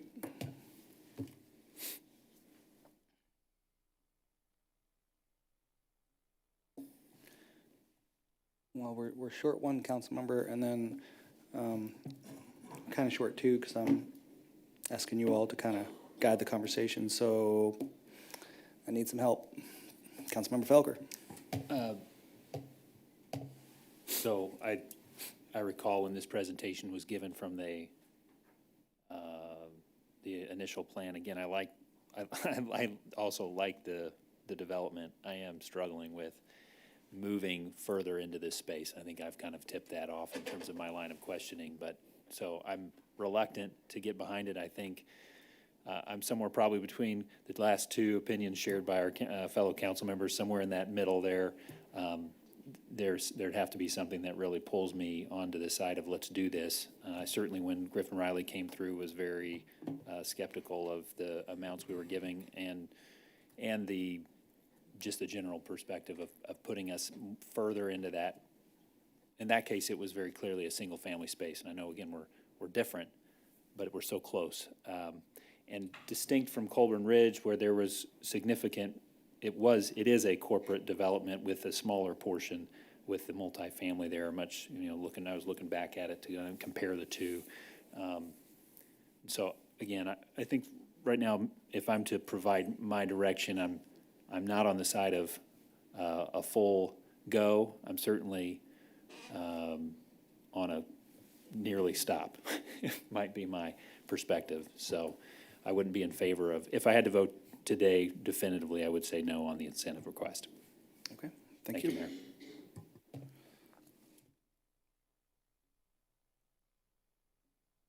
I got one that would possibly be for it, two probably against it, one that needs more analysis. I need to give them a little bit more guidance than just walking away from here, so I need some people to chime in, please. Councilmember DeMoro. Thank you, Mayor. I would fall under the headline of a little bit more analysis to completely understand what we're looking at. I like the project. I think it's a great addition to that area, but maybe a little bit more analysis. The 35% going back to the developer, that has me a little concerned there. Thank you. Thank you.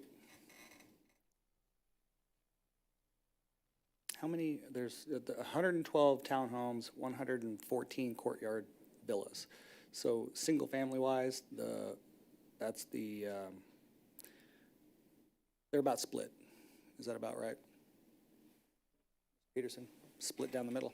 Yeah, I mean, it depends They're on what you single-family count. kind They're of. all connected, you know, row homes, so it all goes to in your mind when you say there's They're a all single-family attached. problem. It's all attached. In the industry, we call it multifamily housing, but there's a bunch of different. Right, so there's types no of it. single family technically, they're all attached. Yeah, I don't want to be like that, but technically there's no single family. It's still whatever's in your mind, but it's multifamily from a technical perspective. That's right. Yeah, okay. So technically they're all villas or attached villas. Okay. All right, Councilmember DeMoro, thank you. Councilmember Edson. Yeah, I like the project. Sometime I'd like to see, though, housing information. My chair, for my feet to touch the floor, I can't see over this thing. It just doesn't work. So, sorry, that's an aside. But I'd like to see, like, the demand on over 55. Because to me, at over 55, you're moving into, you know, the really nice house that the kids aren't going to tear up. And so, to me, moving into a rental at 55 years of age doesn't make any sense. So I'd just like to see what the market demand is for that before we start seeing more and more of these. But thank you. Is that a more analysis or what was that? Boy. Sidebar. It's a sidebar. I'm just curious because you're always wanting more affordable, stuff. Yeah, I think that falls into that. What's the market demand that why for you like over it? 55 rentals? Okay, all right. Yeah, I'm going to put her in the category of more analysis. and maybe help me figure this out. I can help you with that. Okay, thank you. Okay. Councilmember Hodges. Yeah, just a quick, to say that I probably fall more under the column of Councilmember Felker and Councilmember Lovell. Thank you. Thank you. Okay, so I've got 1, 4, 3 that are for the most part opposed, and 3 that are willing to listen to more details and a stronger but for. I would say I don't know if it's about the but for or if it's about philosophy, because is it single family or is it multifamily? Because that probably is the bigger distinction. And I won't put staff on the spot to try to figure out what that means, which one is single or if it's multi or single, because that's probably something for the applicant to do as well as council to debate. But you've got a unique concept here that, for the most part, everybody seems to like, but they're not sure about these incentives, especially after it's gone through. So I think probably go back to staff and have conversations, and I have no idea how that developer meeting went with the other developer, but I'm curious as to I'm certain that this needs to work well with that, and that needs to work well with this. So, I'm afraid that I have to tell you to go back to the books at this point, because we're a long way away from 5 votes. Mr. Peterson, Mr. Siegel. So, but I think that it's possible. If you want to keep going, we want you to invest in Lee Summit. We like this product, that's for sure. Is that fair? Did I do a fair analysis? Okay. So, all right, thank you. Thank you. Do you all need a break? Okay, we're going to take a break. We'll come back at 7:45.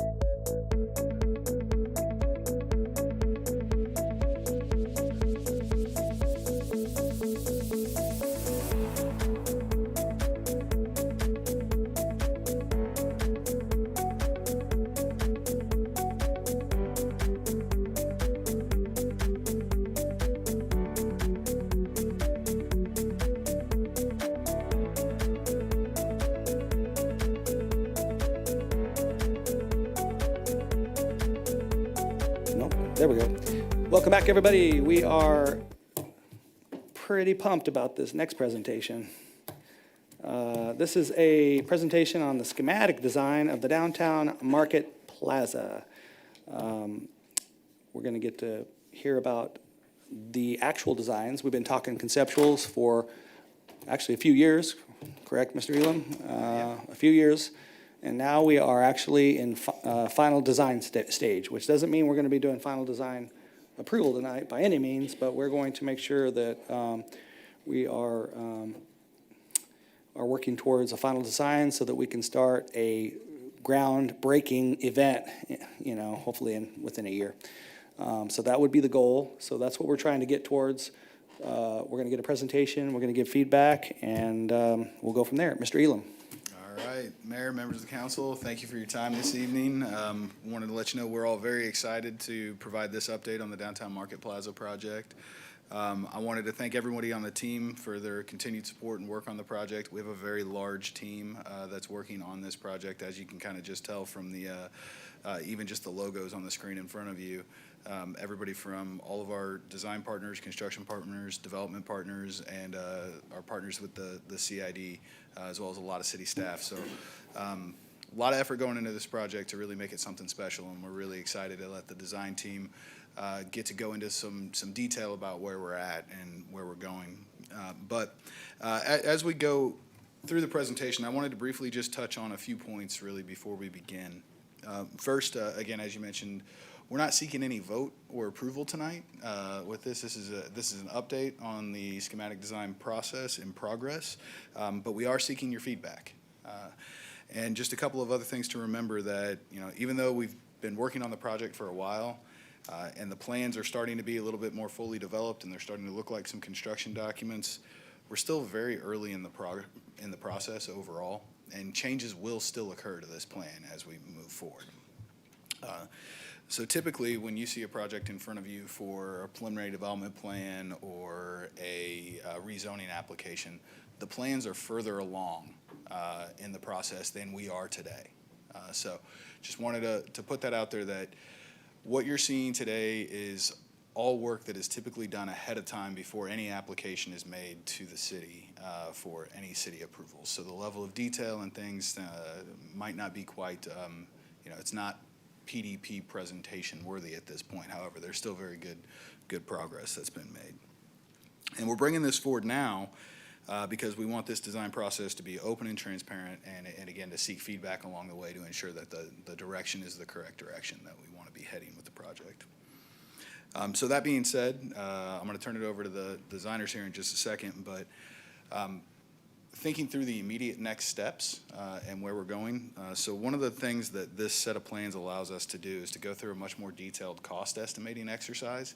We're still in that process. There's still a lot of unknowns, and we're working on pulling the budget together for that will be brought to you at a later date. And then we're continuing to push forward with the project and the schedule, and we're expecting to be in that PDP process that I just started really towards the end of this month. Expecting to be in the application.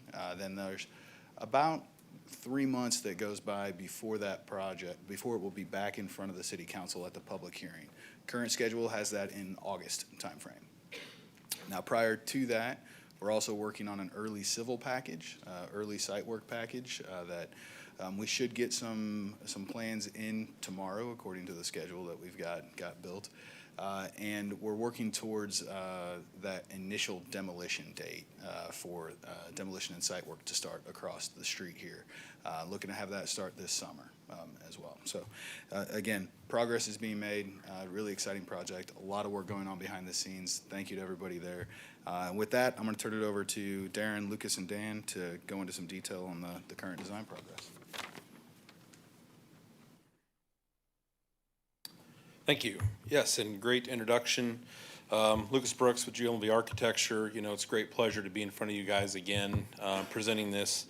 You know, as Mr. Elam said, I mean, we're really excited about this project, and tonight you'll hear from Darren from the Olson Studio and Dan Pierce as well from GLMV. So, you know, our intent here is to present to you the schematic design package that was sent out and reviewed by city staff, and we've received some preliminary comments from them on that schematic design process. So we're going to walk through that SD package today, and then at the end of the presentation, we're going to discuss our next steps and kind of where we're going, as Mr. Elam indicated, into the design development process and where we go from there. I want to show you this image right here. This has very little relevancy to the project other than just a quick description of what schematic design really is. So as you kind of see from the left side of this image, you can kind of see some line work. You begin to see some definition of space and some just, you know, real generic kind of line work that represents something. As we move towards the right side of that image, you begin to see more of that definition because you start to see some of the finishes, some of the colors, some of the aspects, more rendered type design. And so, you know, to tell you where we're really on the left side of this screen over here where we've got the schematic design, we've got the line work kind of laid down. That's what you'll see today. As we move through this process to design development, you'll start to see that defining itself further down this process. So, yeah, so while no decisions have really been made as far as color and materials go, you know, we are working towards that. And what we intend to do today is kind of walk through some of that schematic design, showing and highlighting for you some of the things on the site plan that we've been working through, you know, discussions of roadway, landscape, some of the grading issues. We want to talk a lot about utilities. So we're going to share with you some of our site plans. You'll see some of the floor plans today that define some of the interior volumes and spaces. You're going to see some elevations, some sections. And then as part of the SD package, we've also submitted some very early narratives for mechanical and structural concepts. We're probably not going to go through those today, but we do want to at least show you some of the other progress that we've made. So for the site update, I'm going to turn this over to Darren. He's got some really great things to discuss with you guys, where we've taken this project and where it's going as far as site development goes. Thanks, Lucas, and it's a great pleasure and honor to always come back, talk about our favorite project here with you all. We've been through a lot of separate meetings here, so really excited to talk about this tonight, and we'll see if I can figure out how to make this thing keep going or even zoom in. So the big thing that we want to talk about, I guess, first off, is that the last time we were here, we were talking to you about Green Street and how it had several iterations that we'd been thinking of, whether it was a two-way street, whether it was one-way or that kind of a thing. And the last presentation really involved it being a one-way street from 3rd up to where you would enter the garage, and then it was two-way coming in from 2nd down into the garage. Since then, there's been a lot of fun discussions with city staff and everything through here. You probably all are aware of that. We've moved into a very pedestrian-focused project, really from 3rd Street all the way up to now where that garage starts. That's all pedestrian. So the road has been cleared out of there, and in order to kind of take advantage to have that north-south kind of traffic, Johnson Street is intended to be improved with the entire project. Just so we'll have that north and south thing. That would have had to occur even if you were to close down or to close it down just temporarily for events. You would still need that traffic along Johnson. So that will probably happen sooner than later. The great things about getting this pedestrian thing that starts at 3rd Street is that's really the natural entry to the site where most pedestrians are going to come from downtown to walk into this zone. So the big things there, I'm not sure if I'm going to be able to zoom in on the plan here. I'm going to see if I can do that. Whoops. I don't know how I'm going to make this zoom out. How to maybe make this zoom a little bit.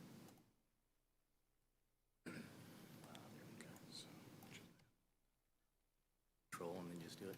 Okay. Sorry about that. I'm learning how to drive. I'm an old man, and I'm still learning how to do that. So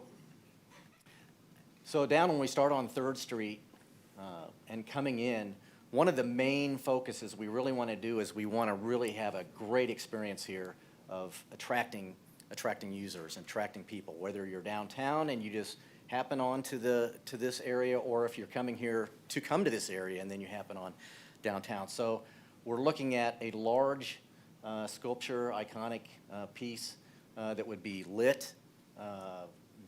Maybe it's steel, maybe it's not. We've got some examples of all of these things we're going to be showing you tonight. You've gone through that packet, so you get a little bit of the flavor of what we're looking at. None of these things have been decided yet of what they are, but really making some big impact here, a very recognizable piece of artwork, and that's one of our themes here, is we're really trying to, and it's been asked by the public through those surveys, to infuse a lot of art into this district.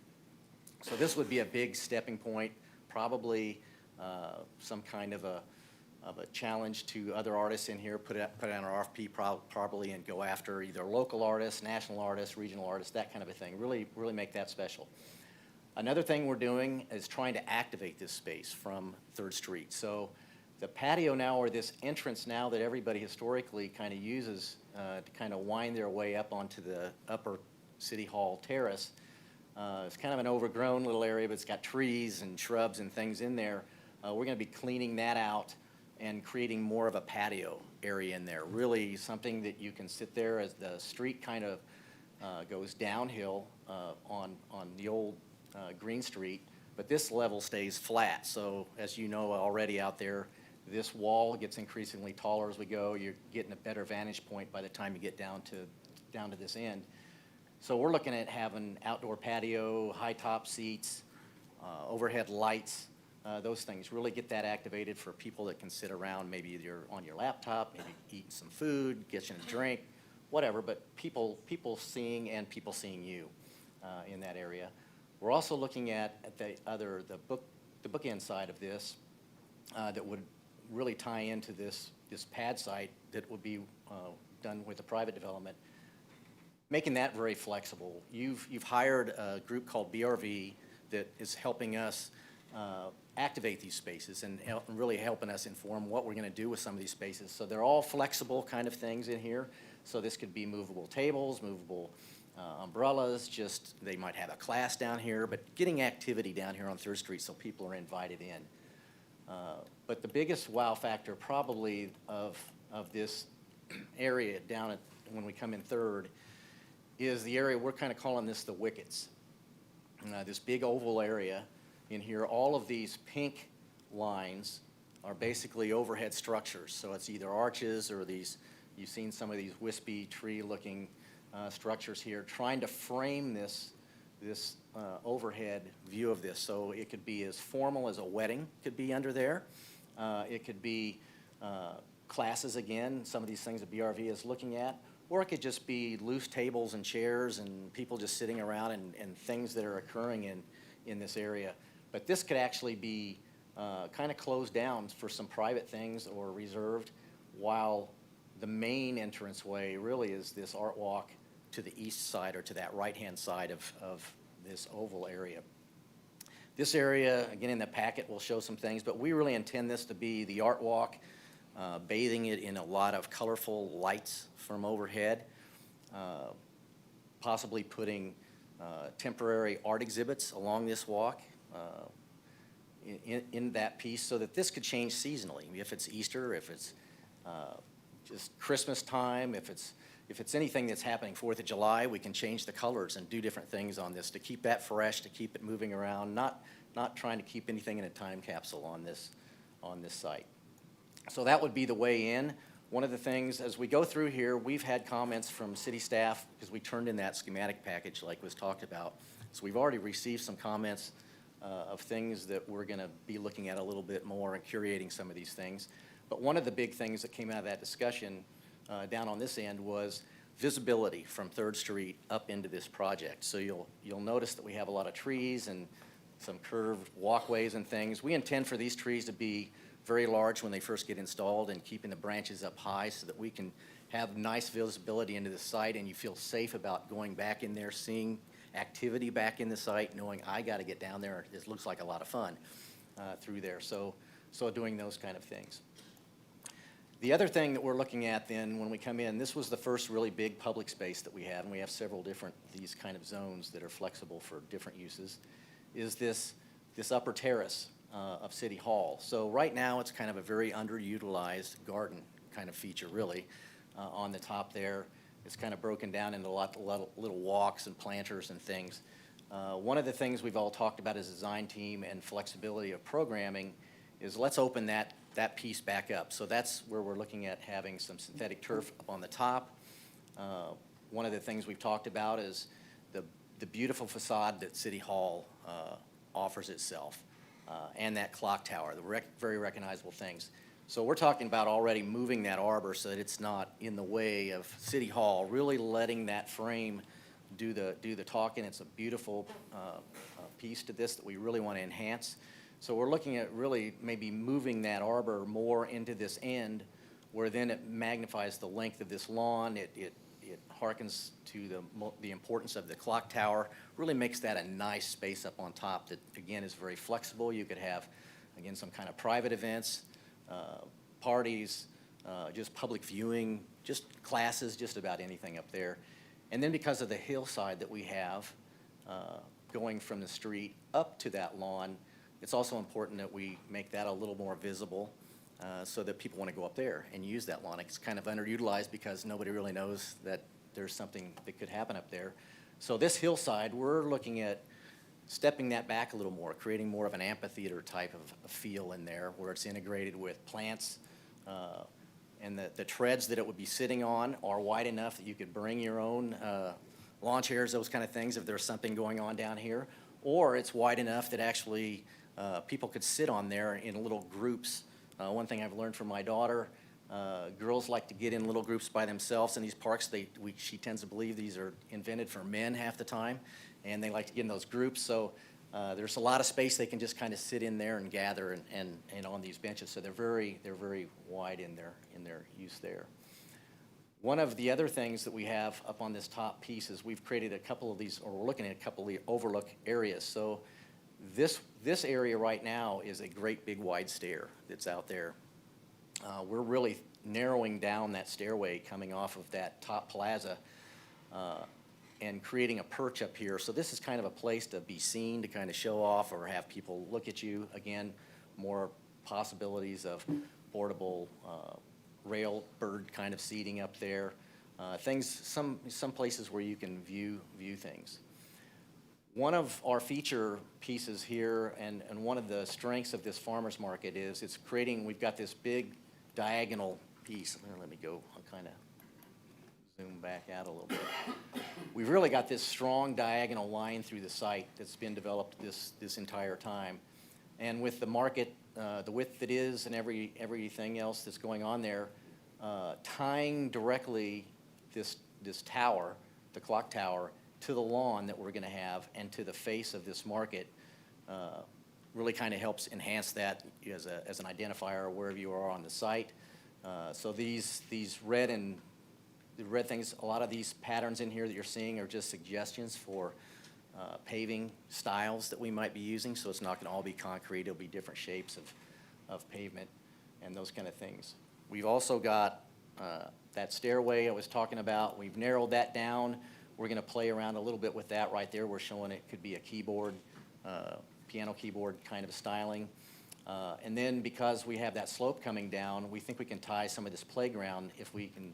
We're showing right now a playground in the center of this piece that we can use a slide coming down off that hill versus a stair in this area and really get a lot of the centroid of this project energized with young kids. So not only is it for age groups that are coming to the market, everything, we're trying to introduce this full spectrum of all ages to this piece. We think that's an important part, and I think last time somebody on the council asked us if we could put a little bit of more playground action in here. So this is also an area that we've talked about since we've turned in our schematic package.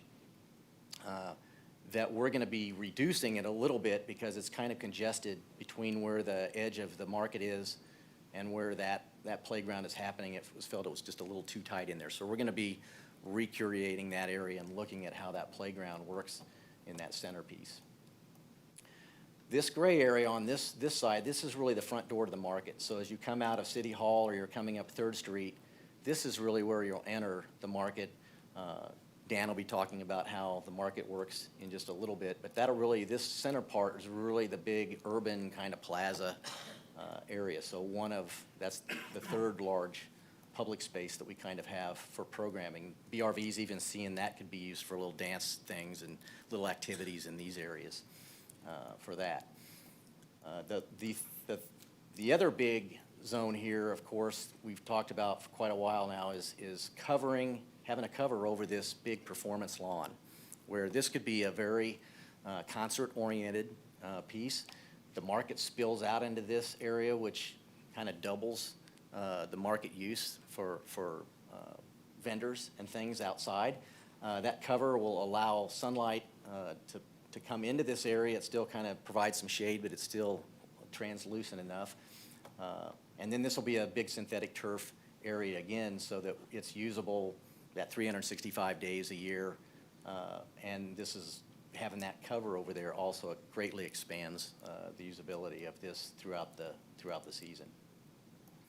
And then finally, up in the top portion of this site, this is really the traditional piece of the roadway for green.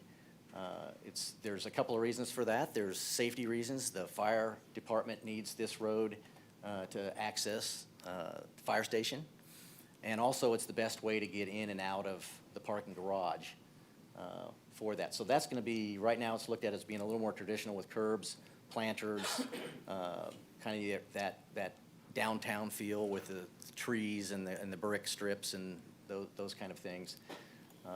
We've also talked about in schematics and things as well of if there's an event going on in here, maybe there's some rerouting of this so we're not having people leave where they're going to shine their headlights into a concert that might be going on or doing that. So using the alleyway maybe to exit or to enter this piece. One other part that we are doing that we think is going to be really successful here of integrating how people come from the parking garage up to this upper terrace. There's already a ramp system that works around this big curve of City Hall, but there's a great big wall there. It's kind of imposing to try to walk in that narrow little chute.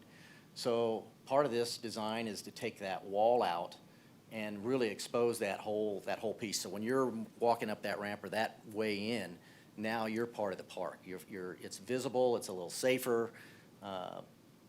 And you're getting to see a lot more of what's going on in that area as you traverse around there to get up on that top terrace. And really, I guess the last piece that I would talk about, even though I said that just a second ago, is we are still under work. We're looking at how this market is going to be serviced. We really have this alleyway in the back from Johnson down to 3rd in this L shape.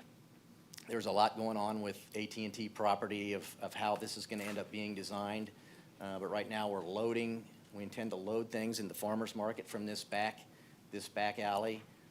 Also load the farmer's market into another roadway that's in between what might be the multifamily piece of this, button up to back of the market. And this is also the fire safety lane that's going through here so they can fight fires on the back of the development. So this is kind of the backside of what's going on, and then the public face is really all out in front there. I think that's it for the site, and you go into the building if you'd like. You're going to show some of the photos, or are you going to leave that to somebody else? Yeah, I guess we will. Now how do I go back to that thing? Yeah, I don't want to forget the photos. That's the fun part. Okay. So then on these arbors, or that arbor that we're looking at, we're picturing those as being a pretty modern piece. Generally, it could be with trying to really get the scale down a little bit on that upper plaza, and again trying to position it so that it's not blocking but enhancing the beautiful facade of City Hall. It could also be as green as more of a garden style of an arbor that's up there. So those private parties, the little bar area, just, classrooms, a little performance area up on top of there. A lot of things could happen if that's a backdrop to that lawn that's then looking onto the tower, the clock tower. So some images in here. We're still investigating things of what might be shown in the next round, but some of these pictures are things that we're thinking about. Oops. On the wickets, the big arches in that oval area that we were talking about, we're looking at different variations of these as well. So they all vary in width, but we know there's going to be some kind of a height to it. We're trying to frame the height. We're going to put a lot of lighting incorporated in with that. So we want to have these light shows in there, possibly changing the colors in there from whites to different colors, that we can have some fun with that. And then, so they could be more structural, or they could be very loose and whimsical, like these ones that look kind of tree-like or whatnot in here. So we're kind of investigating different looks in there, and we've had different opinions on what those could be. The big art piece, we think that needs to be an iconic piece that's recognizable, much like the clock tower is to Lee Summit downtown. Lights, color, national maybe kind of presence in here, but something, this was a big permanent kind of installation. We would see this as being. And then that art walk, walk that goes to the right-hand side of that oval, the wickets area. Again, the main thing we're trying to do is get a lot of color, vibrancy, really something unique on that walk coming into the development from this side, the district on here. And we're thinking we're going to be bathing this light down from the vertical poles more in this fashion than throwing it across the sidewalks. So the people that are walking on it actually are going to change colors themselves, so be part of that artwork. And then the outdoor areas in here, these patios and different things, the drink rails and those kind of things that we're talking about, again, just incorporating movable furniture, overhead lighting, plants, looking at different kind of railings that might do different things. Some of these pieces we think could end up being portable themselves, some of these, so we could use them to block off some areas if we need to, versus using bollards and those kind of things. So keeping it very flexible again, and kind of following the lead of some of the things that BRV is kind of telling us. They've got some great ideas for some of this movable carts and things that they're showing us. And then lastly, on the last part of these slides is that playground. What we're really looking for is a lot of artistic, structural things that look like they're going to last. They look good 10 or 15 years from now. They don't kind of wear out like some of the Tinker Toy things that you've seen in some playgrounds. And we know that we were showing in the middle of the site very vibrant colors for the surfaces. One of the things we're going to be trying to do as a design team the whole way is really trying to be authentic to the downtown that's there and be respectful to that. So all those materials, colors, different things we're really going to be investigating and curating are going to have that in our mind of how does it fit with the downtown. We want it to look inviting and fresh, but we also know that we're trying to fit it in a district that needs to go together pretty well here. So variation of slides, benches, Instagram moment kind of things is what we're looking for here. And that should be it, other than we were showing some pavement details, variations of pavement sizes, colors, again, staying mindful of our surroundings. On the stairs, maybe having some fun with the piano keyboard, mosaics, words, something along that line, so it's not maybe just a normal stair along that thing. And we're going to get into a lot of lighting on how we light stairs, walls, just everything. So we're trying to encompass everything so it looks great during the day and also great at night. All right, so now I think I'm done.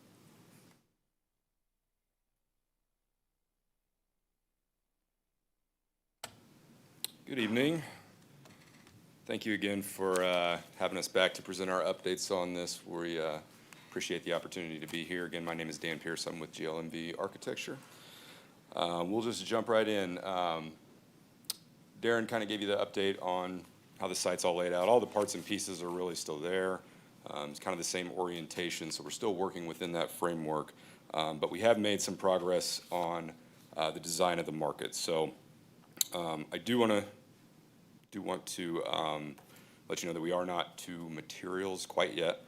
We are going to get there, but kind of as Lucas mentioned earlier in the presentation, we're working our way through that whole process. But we have been working through programming, and last time that you guys saw this building, it was really just a shell. We hadn't really gone inside the space, and we really hadn't programmed it yet. So that's kind of where we've made progress since we last met with you. In regards to the materials and everything, I would like to also say that we are working closely with city administration and making sure that we are working within the downtown design guidelines that have already been established. So we are making sure to work within that. So we'll look first here at the floor plan. As you can see, it's grown a little bit since the last time that we spoke. That's just based off of conversations that we've had with the city, with the CID group, with the farmers market. I'll kind of take you through just the main entry. Darren kind of alluded to where that is down here at the plaza. But where you see the red, we have a legend over here that kind of shows you how the building is programmed. So you'll enter kind of this main entry vestibule here in the red. What's going on with the mouse here? And then we also have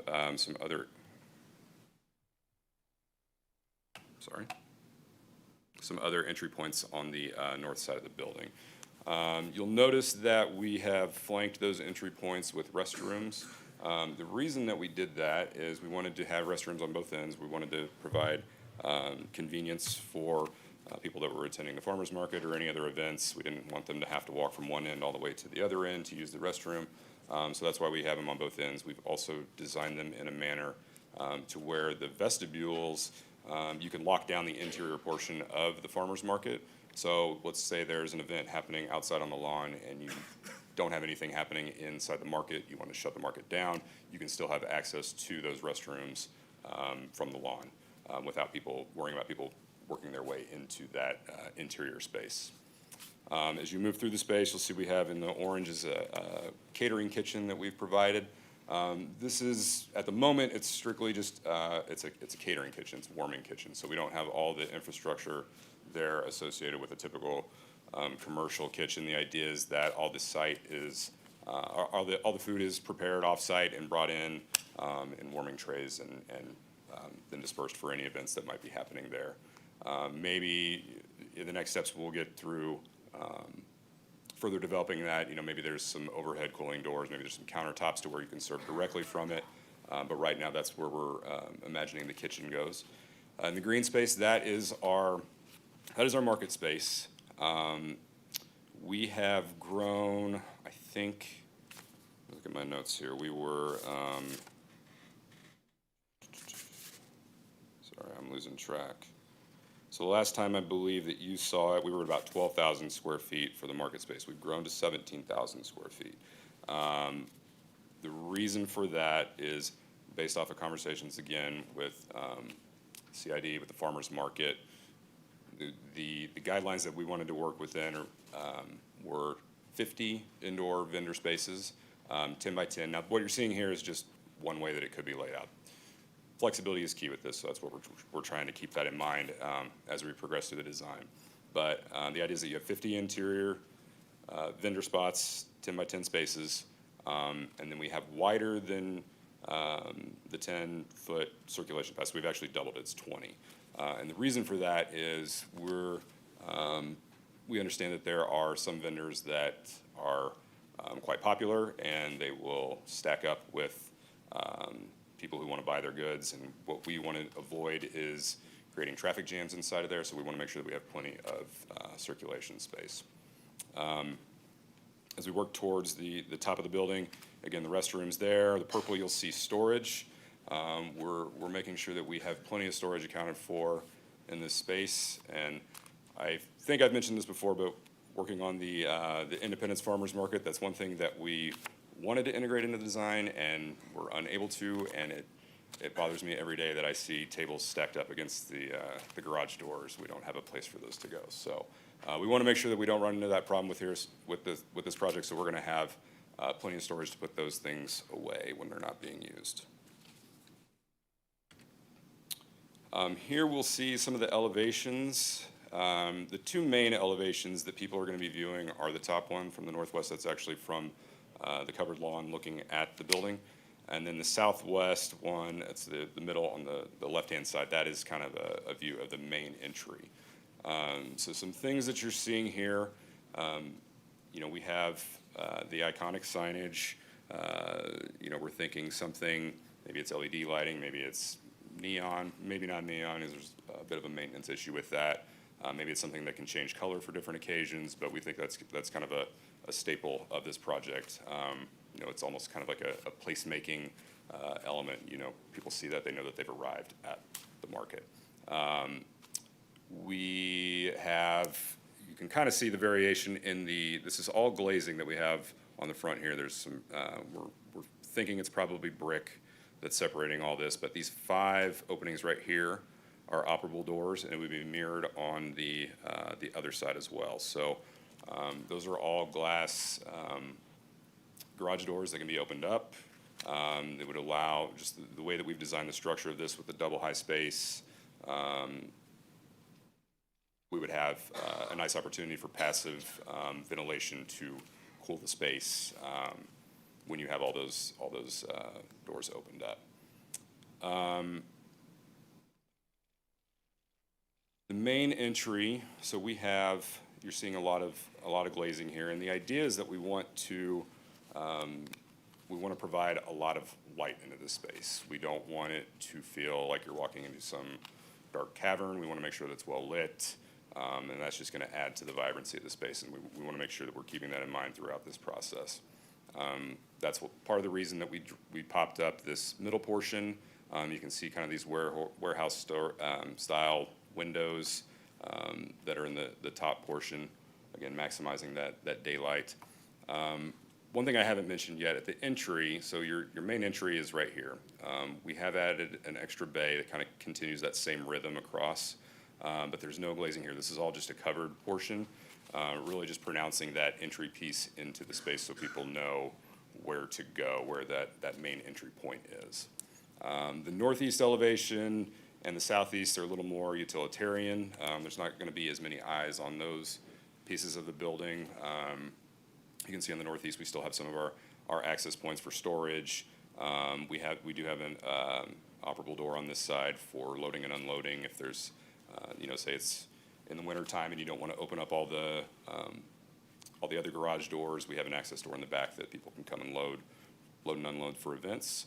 The southeast face here, this is the one that's facing towards the alley, so this is where cars are going to be lining up and loading and unloading during market days. I should say also on this end, the alley that cuts off of our Johnson Alley up to 2nd Street would have access to this as well. So we're trying to keep, again, flexibility and accessibility in mind with how people are going to interact with this structure. This is a section of the building, and this is looking towards the main entry. So we're looking to the southwest.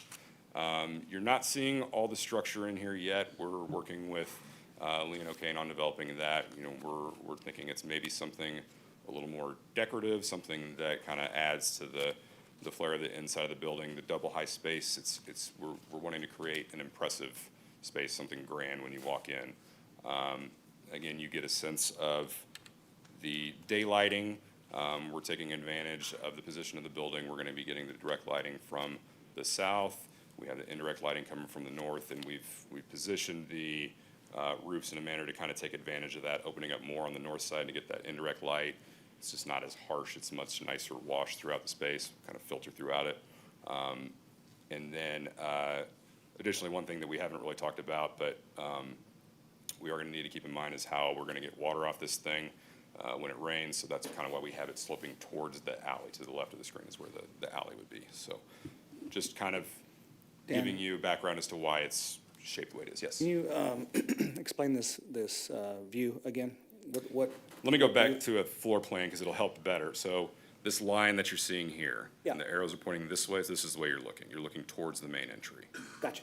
So Okay. you're inside the building? You're inside the building, Okay, yes. so this is inside the building? It's inside looking towards the main entry, Yep, thank you. So this wall that you're seeing here, this is where the kitchen would be. This is your main entry vestibule right here. Got it.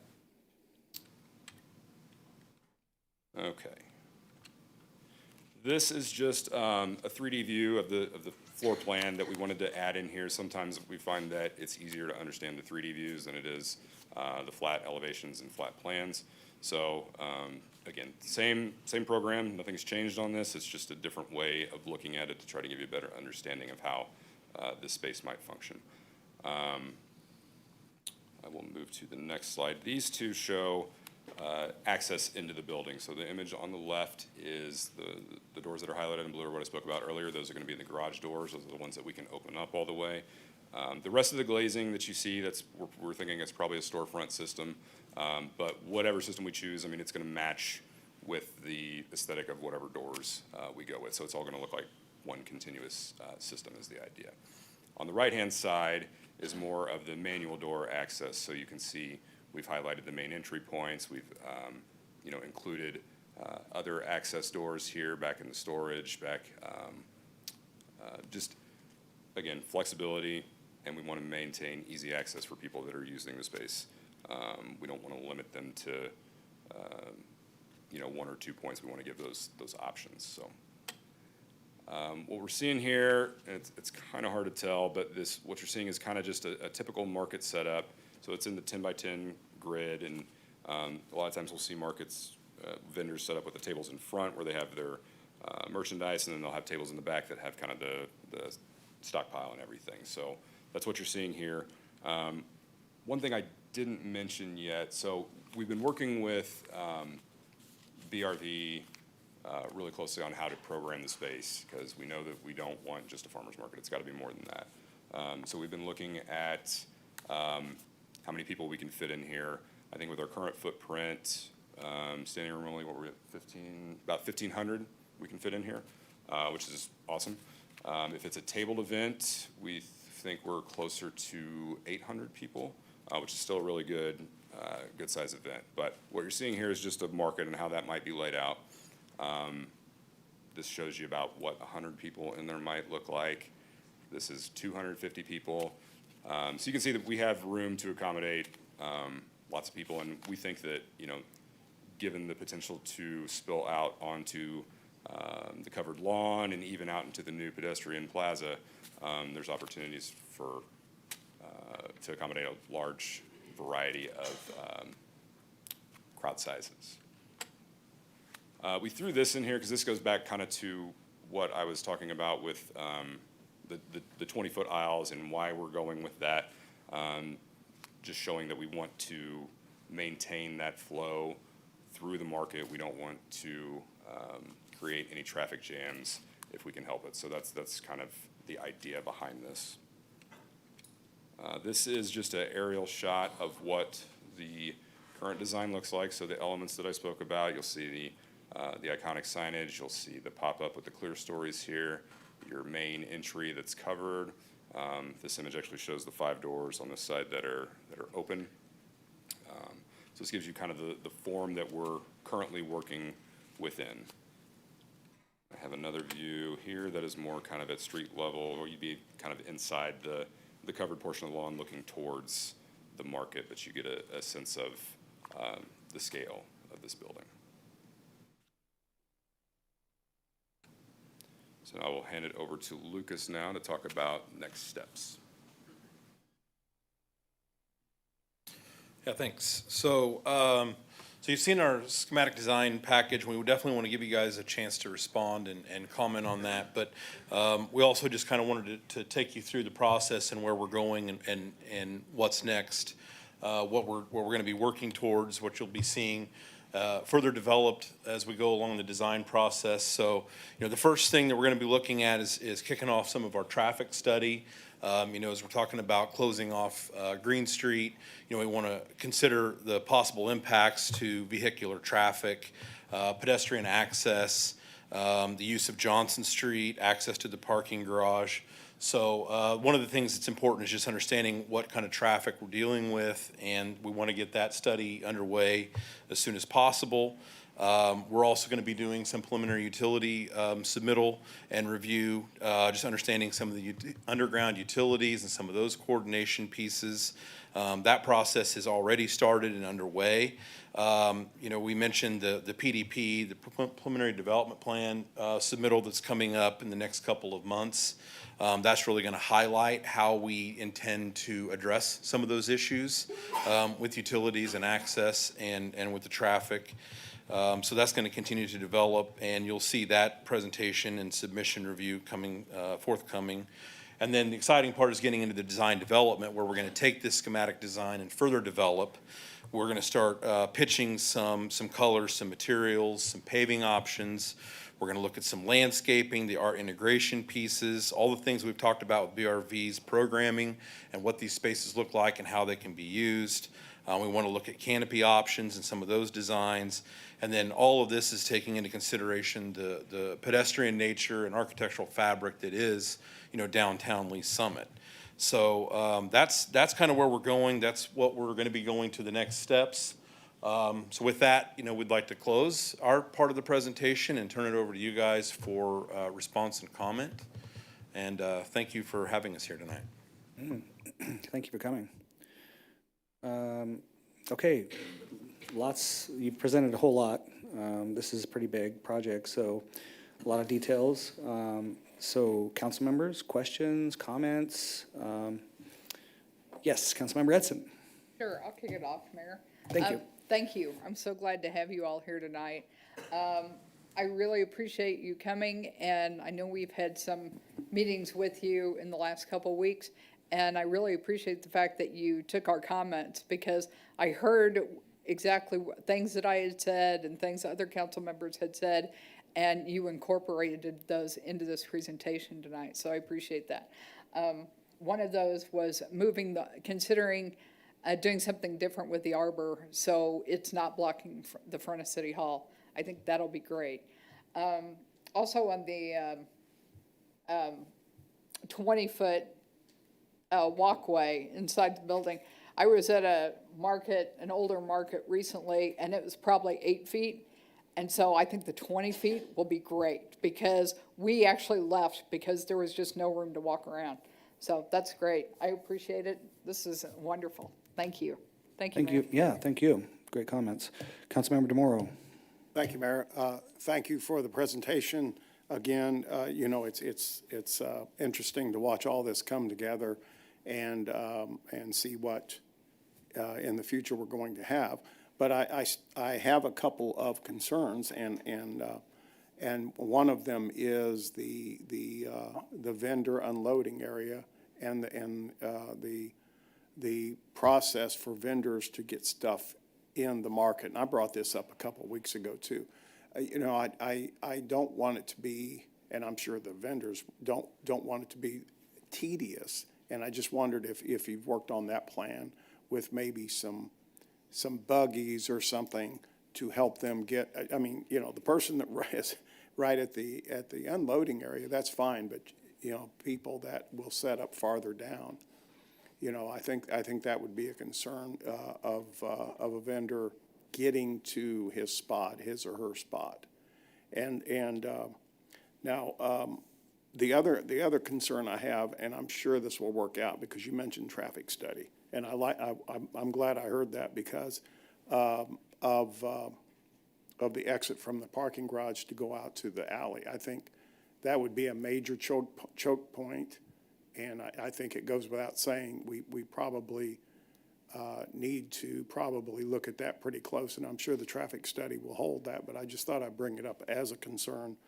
The other thing that I wasn't clear to me was the different capacities, inside during the market phase, inside during a private event, and then possibly outside in the outdoor performance area. Could you go through those capacities, possible capacities again? Sure, absolutely. Yeah. So to address your first question, loading and unloading, yeah, we're working directly with Farmers Market on that because we do respect that this project is a completely different approach than what they're used to now. You mean the downtown Main Street? Yeah, sorry. Yeah, so the loading and unloading, it's different than, parking up to a lot and opening up your services or your truck. It is a loading and unloading process where, we will have some staging. There will be some unloading processes. There'll have to be some establishment in schedules potentially where people are coming in to load and unload. We will have to provide enough access for their trucks to pull up and park. And we do have some of that planned for in the early stages of the plan, where you can see that, the access in the alley provides some of those spaces to pull up and load and unload. As Darren mentioned, this is the fire access lane as well, so it's a full 26-foot wide drive aisle. So it does provide that opportunity for trucks and cars to pull up and do some of that load unload process. The access that we provided with the other alleyway here that leads up towards 2nd Street, is another opportunity to load from the back side of the building. It also offers the load and unload processes that would be necessary for any kind of performance space, activities that need to be handled as well. And, the choke point that you mentioned, the traffic study, a lot of that's going to tell us, what's currently going on with the traffic, how we can handle and mitigate some of the parking concerns, with the different events that we're talking about and how to program those spaces. Traffic and parking is going to be a major issue with this project. It's something that we addressed early on and was going to be something we'll have to address. So that study is going to be the first part of that. Improvements to Johnson Street is being considered, as a potential too. So there's still a lot of work yet on that site development package. This schematic design has gotten us through the process of determining what kind of events we're talking about, what kind of spaces and how large those spaces need to be, and then how those spaces can be used. So it's going to take further development in us to figure a lot of that out. So definitely respect those comments, and it goes right in line with your next question about the capacity.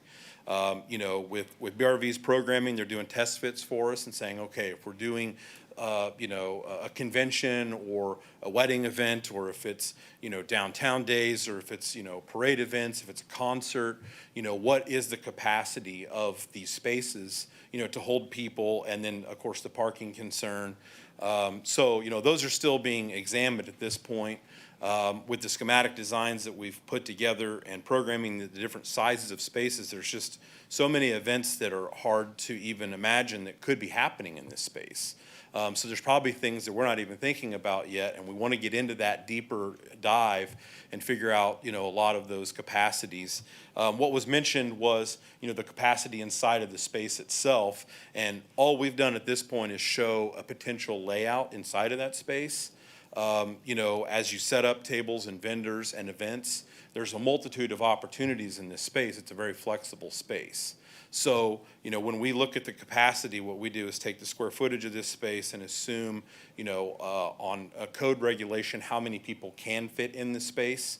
Of course, as you set up tables and booths and vendors, that's going to eat up into that allowable space. So without going through every scenario to say, this is exactly how it's going to get laid out, it's hard to say how many people can fit. But as code allows, this main space without anything in it, yeah, it's around 1,500 people standing next to each other, side by side, no tables, no chairs. The minute you start integrating chairs, tables, and movable furniture, that calculation drops quite a bit, and we're only about half the capacity. So we're looking at about 800 people or so. So it's kind of a variable rate. I don't have an exact answer for you, but. And then I know the signage on the market, farmer's market or whatever that was on the side, talked about some LED and neon. And I hadn't thought about neon, and I'll just throw it out. We have a neon expert in the room. I'm sure they could come up with something really cool. Yeah. Thank you, sir. Thank you, everybody. The team, I know you all are working well together. Thank you very much. Absolutely. Thank you. Yeah, thank you. Okay. Comments?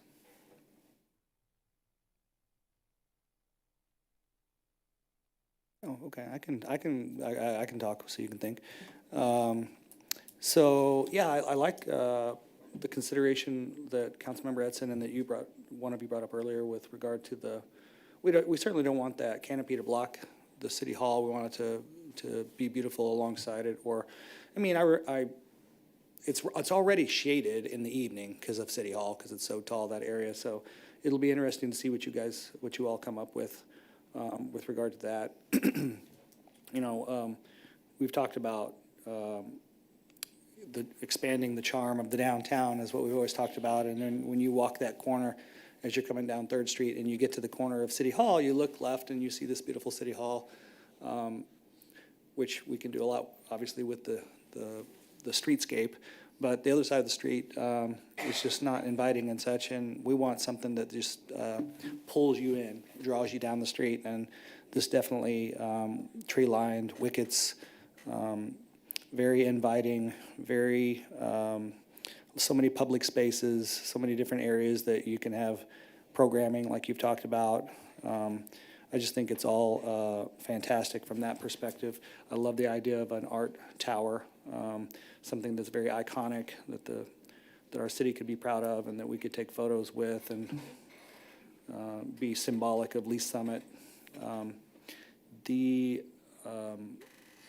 The farmer's market itself, it looks like we've simplified it, and we're just going with the most functional space we can possibly make, which is interesting because I know we started out thinking about how do we break it up, how do we have indoor spaces and such, but I think the flexibility is fantastic.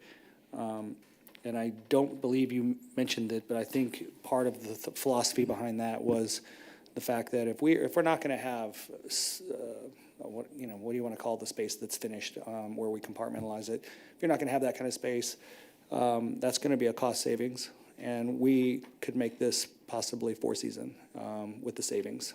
So this could be a 4-season farmer's market rather than just a 3-season, because we have the potential to cool this, given the fact that we're not going to spend a lot of money on a banquet space or something. So I'm excited about that flexibility that you're providing. I think you said that we'd have about 50 spaces inside. Mm-hmm. And then did you say how many outside? I think another 50 is what you would. Yeah, the intent is to expand to another 50 at a minimum. But again, that's a hard number to establish because this site gives such great flexibility that you could assume that they could begin filling the other spaces even as well. Yeah. So, that there's no fine line that says this is the end of it, and that's part of that flexibility that we're talking about, and using that as a farmer's market and as a gathering space for sure. Yeah.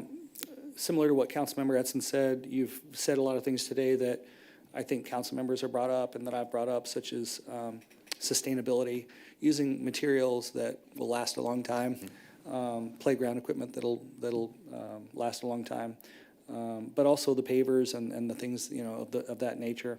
So that was wonderful to hear. I think one thing that I was thinking about when Darren was up here speaking, he said something about the headlights. We could, if you make Green Street one way in for events, that type of thing, into the parking lot. But what if we don't? What if we make it 2-way? You could have a headlight there. I think maybe if you extend this little wall that's in front of the playground, or something. Think that through. Is there's only one. The only time the lights would actually hit the stage is at a certain spot. You could just put a small wall there, or not small wall, but whatever, some type of wall that would block the headlights potentially. But I don't know the elevations. The elevation, I don't know, is that stage a lot lower than the street, or is it probably is a lot lower? Oh, it's flat? It's fairly flat through that whole area. And, again, we're showing representation of where stage could go. This is a flexible space where the stage is movable. So, there could be opportunities for setting the stage elsewhere, Yeah. but I was just thinking about, when you're at a baseball or a softball game and you got the parent that pulls up in the outfield, which was probably me, so I could watch from my car, and you're shining lights on the batter. We don't want that to happen here. So yeah. I think this is looking fantastic. You're really really digging into the details. I absolutely agree with, the traffic concerns, so the traffic study is going to tell us a lot. But I feel a lot better at this point about what Councilmember DeMoro was speaking to, the loading and unloading. This just seems a lot more open and a lot more space than what it was before, so I like the direction that's gone. I love the fact that you got plenty of restrooms, which is something I'm sure many council members said. And then, just the excitement of this whole comprehensive package. You didn't mention much. I don't think you mentioned much, because I can't remember what was said from council meeting to council meeting, but down at the beginning by the art tower at the very bottom, if you go to that one, yeah, down there. Could you zoom in on that? It looks like you've got it cuts out into the street, and then you've got potential to the right of that. Yeah, you got an area where you can safely pick up and drop off, I think. The same thing on the other end. You could pick up and drop off for the farmer's market or if there was an event on the space. So I'm really liking the direction of all of that, and I'm really pumped about the art that seems to be incorporating. You've got numerous. Did you say anything about the one on the up at the top on the north side? Did you say anything about that, Darren, when you were talking? I did not, but I know that we were. What was that? What was that piece? That one there. You have to come to the microphone, Darren.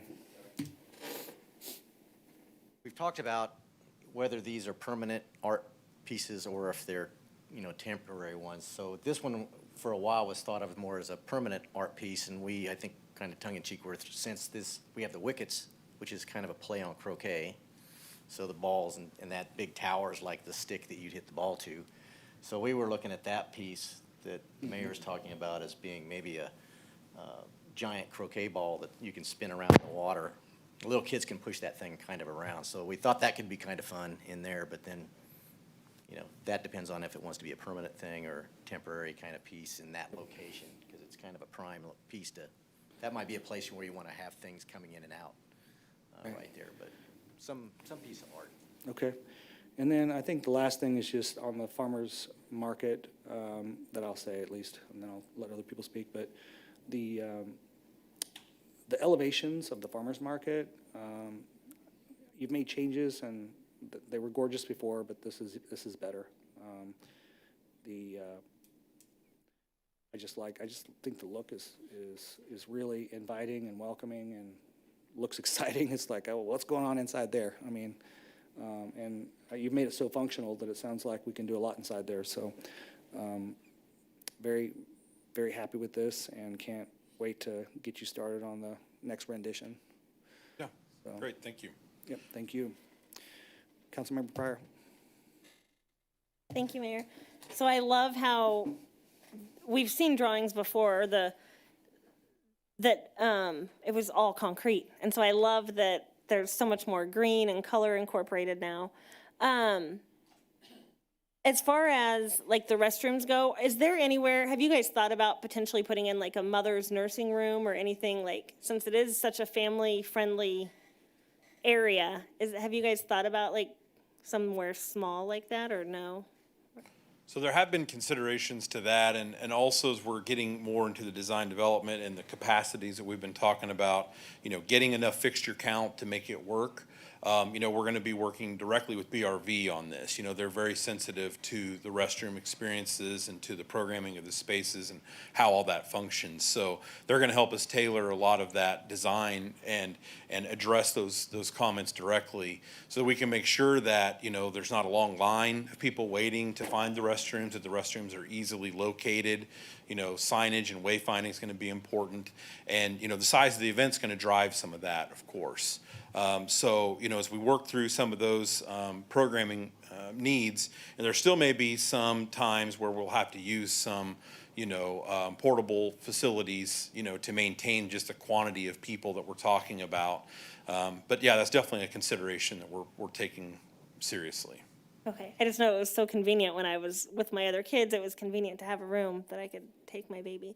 And then I had some of the same concerns as Councilmember DeMoro about the loading and unloading, but it looked like you've incorporated the back end and not just that side. I mean, there's the fire alley, I guess. So I like that. Are we still is it still gonna be like loading up a cart and pushing it to the farmer's market stall? Is that? Yeah, it depends on the vendor themselves. You know, and I think that's something too that hasn't completely been realized with this, you know, because, you know, like Mayor Bard said, I mean, we're talking about a 4-season opportunity here, you know, and so there's people that maybe aren't selling at the market currently that have an opportunity to make those sales now because we are 4-season with them.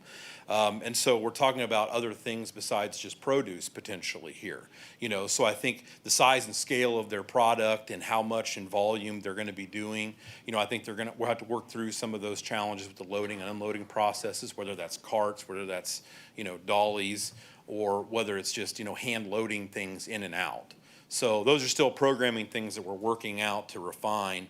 But, you know, it is taken, again, into consideration with, you know, the size and quantity of those units and the size of the spaces and how many people we're going to have at the same time loading and unloading those zones. And then I think the fountain in front of City Hall is gonna be eliminated, right? It's broken right now anyway. In this design, it goes away, yes. Okay, so yeah, I think that the water feature, if you guys go with the permanent structure, I think that would be a lot of fun for kids to have, especially during the summer. But yeah, I like that. I love it all. Thank you. Yeah, great. Thank you. Thank you. Councilmember Felker. Thank you, Mayor, and thank you, Mr. Brooks and your team for what you've presented and shared with us today. I'm just going to hit the loading thing again, the question we're talking about here. So what I think I'm hearing is, you know, with the space that's, at least as it is, a couple things. One is we're still working through that, right? Obviously, there's nothing fully flushed out. Right. Got that. And even whatever that may end up being, because this is not what we have now, there may very well have to be something that's sequenced, meaning if you're vendor number one, you come first, or 2, 3, you know, there's a process that those vendors who participate will know they'll have to kind of be in that, again, in line, if you will, but not all there at once is, I think, the idea that would allow for that to happen, that kind of programming and development. So am I representing that correctly as to how you might envision that eventually being done in the future? Yeah, sure. And you know, the access to that alleyway is important. I mean, we considered it as one-way traffic, but again, with it being a 26-foot wide aisle, there may be opportunities during loading and unloading processes to allow traffic, you know, both directions with that. You know, again, the traffic study is going to help tell a lot about, you know, how that space is used. We'll run our truck turn program so we can make sure we can get trucks and trailers as well as the fire truck through that space. You know, and we'll start doing some counts and quantities on what those spaces look like and how large they can be. I respect that there's probably still some vendors that, you know, want to sell out of their trucks as well, you know, because the unloading process would be quite challenging for them to unload, you know, 100 pumpkins, you know, to the indoor spaces. So, you know, we're still working through some of that with, you know, the design of access and the loading, unloading. I think there's probably still some work also just to figure out, you know, some of the private components and how those integrate with that as well, so that we're not impacting some of those uses as they come into this. So we've got a lot of work on the utilities and the traffic and loading and unloading. So we're definitely hearing what you're saying about all that. I appreciate it. You mentioned storage, and perhaps I missed it when you said it. When you talk about location of storage, did you point that out? And forgive me if Yeah, you did. so that's that purple area here, okay. kind of called support space. Okay. Yeah, so. Got it. Yep. Got it. Great. And then I'm remembering prior renditions of this having a second level. Correct. Is that still a potential incorporation into what we're talking about, even though we haven't really talked much about it today? It is not. We've taken that out of the design when we made the decision that this space was flexible enough to be used for gathering as well as the market space. Access and, you know, stairs and elevations became, you know, somewhat of a concern. And, you know, around the site, there's still a lot of those elevated views that we were talking about early on, where we're playing with the landscape, we're playing with the height of some of those, you know, plaza heights and locations, so that you're still getting views into a lot of those spaces. But there's still a two-story volume space interior, so we talked about with the lighting and some of that volume inside of that space. So it's still gonna feel like a big space. Got it, okay. Just nothing, there won't be the balcony kind of look is what I'm remembering from Right, previous. exactly. Okay. Can I add to that? Please. Sorry.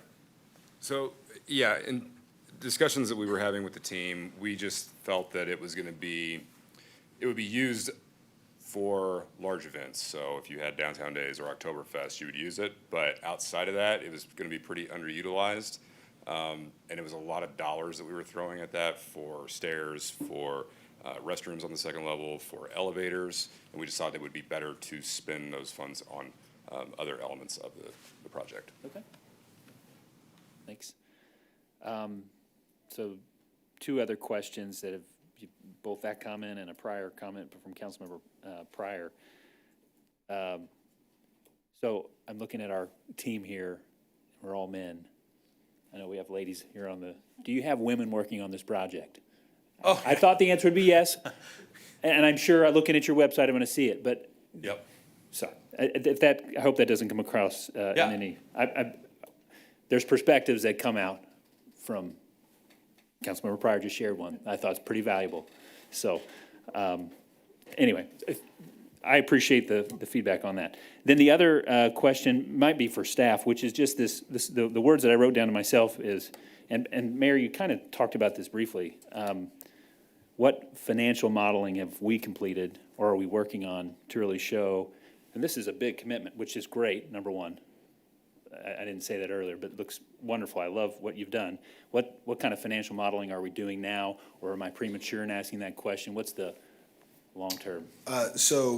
We are working with BRV on developing a more full-fledged business plan associated with it. Now, we have done our own initial kind of financial modeling on the sources really associated with the MDFB application associated with that. And then there are a few conversations that we need to have as a council with a number of things that are kind of confidential that we're getting close to being ready to have, but they're impacted in items that really need to be dealt with in closed session.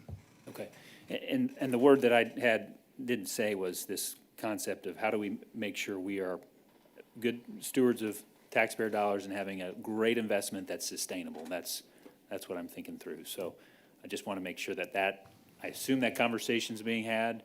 I just want to make sure that it is. So. Yes, sir. Thank you.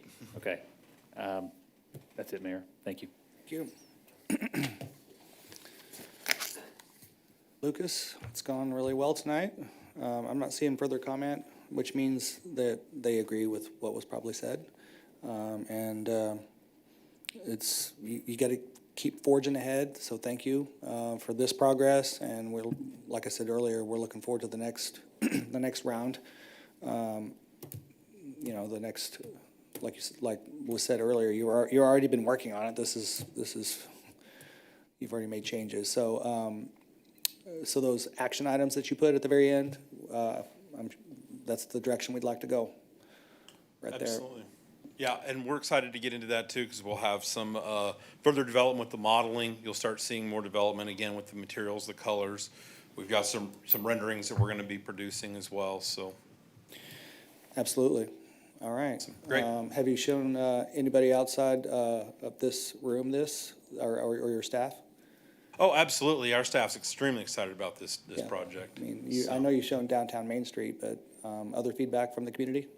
Yeah, I mean, all the feedback that we've had is positive. I mean, everything that has been mentioned about it and the whole process and the time that we took to do the programming, it has taken time to get to where we're at, but it's extremely important to everybody. Yeah. And we don't get to see Biederman very often, so they're probably pretty pumped about this. They're extremely pumped, and they've been very helpful. They've got a lot of experience in this type of program and project type as well. So I mean, we've formed a really strong team, and everybody's supporting everybody, and it's been a great experience. Love it. So love hearing that. All right. Well, thank you all. Yep. Thank you. Yep. All right, council. We got a couple resolutions. The first one is I will ask the city clerk to please read resolution number 2311, please. Thank you, Mayor.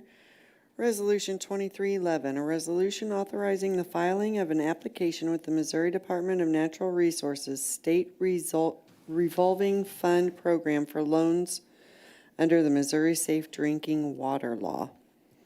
Thank you. We have a motion on the floor for resolution number 2311. Moved by Councilmember Edson, seconded by Councilmember Lovell. Discussion.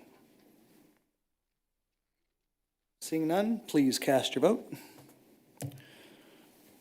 All votes are in. Please record the vote. Passes unanimously. Thank you.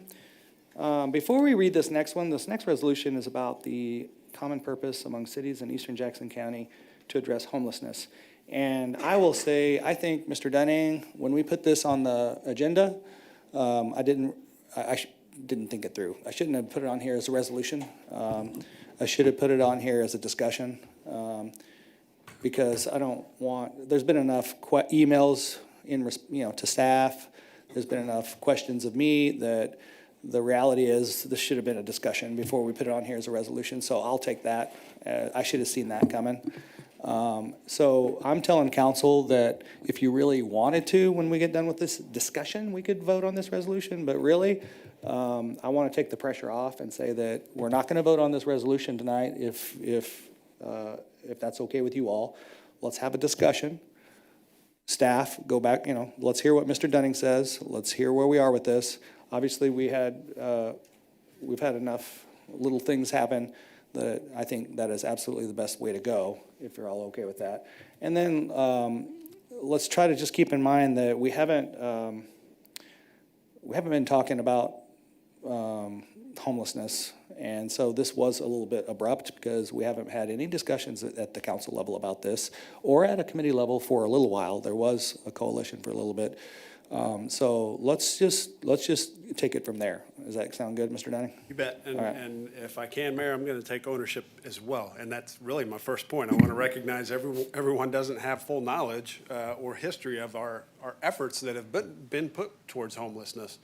Even at a committee level, right? There was some discussion at the council level that got us to the creation of this, I'll call it a task force, because it wasn't a council committee. So even if you were on the CEDC committee back in the 2020s, those weren't really coming forward to a committee. So shame on me for not fully recognizing that, but thank you for the opportunity to look back to help everybody understand what we put efforts towards and how that's got us to today. So I think that would be extremely helpful. So I'll start with I believe it was November of 2020, there was concerns discussed here by the council about homelessness. I think there were elected officials hearing from businesses and other residents of the community about concerns related to homelessness in Lee Summit. That led to this idea of creating what we called the Community Coalition on Homelessness.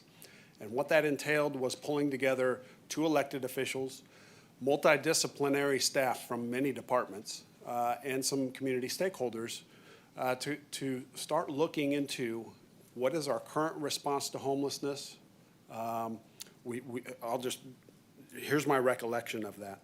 We tried to understand as best we could the magnitude of homelessness in Lee Summit. That was very challenging because we don't have great data, right? And so we can just, as we can bring information to bear, try to get our arms around what is the magnitude of homelessness in Lee Summit. We tried to collect data, which was very challenging to pull data and bring that to bear so that we could have data-driven decisions. We did take a look at what is our current response to homelessness. We learned homelessness is multifaceted together. This coalition did this. It's not something that we can simply look to our police department and say, address that. It's not that easy. So we recognize that. We tried to gain a common understanding of what is homelessness. That term, although we can all think, well, that's easy. It's not that easy to say what is homelessness. And I'll talk a little bit about that here in a moment. We also thought it would be wise to look at what tools we have in place, whether that be ordinances, whether that be resources, whether that be community partners, to help respond to homelessness. I'm intentionally not using the term solve homelessness. This group, as we talked about this, you can't, it would be extremely difficult to solve homelessness. So we talk about responding and providing resources to homelessness. In that process, we engage community stakeholders, whether that be Lee Summit Social Services or Coldwater, Hillcrest Ministries, our faith-based organizations, nonprofit organizations, the school district, Rediscover. We touch those bases to figure out what are you experiencing in your environments to gain that understanding. So it was a lot of enlightening educational efforts that we were taking so that we could better understand the magnitude of homelessness in Lee Summit. So what did we learn or accomplish through those efforts? As I mentioned, it's a complex, multifaceted issue. It is extremely difficult to capture data, and we also learned in talking with those community stakeholders, it's extremely difficult to share data between those different points of service, I'll call them, where we do have all those partners responding to homelessness. Where's all that information come together in one point? That's difficult to, it's been challenging to gather that data. We know that homelessness does not recognize jurisdictional boundaries, right? These invisible lines don't matter. It's not illegal to be homelessness. It's not illegal. We also tried to better understand what is the demand on our resources.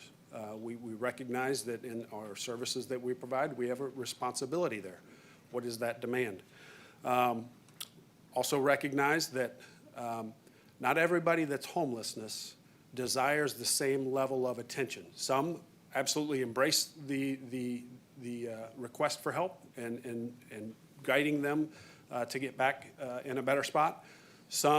Many are challenged with mental health or substance abuse disorders, and that presents a different response. And some simply want to choose to be homeless. They don't want the help, and they will reject the help. And so we have to recognize that we're dealing with many different mindsets and desires out there when we think about the homeless population. So we recognize it's a multifaceted approach. There's a need to connect these networks and resources and support and share this data. So I'm going to stop there because that was really the extent, I'll say, of our local community coalition on homelessness efforts. Now, can I sit here and say nothing came of that? No, I'm not going to tell you that because I think there was a lot of good that came from that. In my mind, it leapfrogged us ahead to then, and I'll talk in a moment about partnering with Eastern Jackson County communities. We were leaps and bounds ahead because we'd done our homework here in Lee Summit to bring that information to that effort. Through that process and in working with Chief Forbes and Rediscover and some of these community partners, that's when our mental health co-responders were coming on board, and we were learning a lot. And we've done tremendous work in that area since then, and I'm sure Chief Forbes could add on to that. So it's not that there wasn't anything that came from those efforts. I'm proud of those efforts that we put towards that.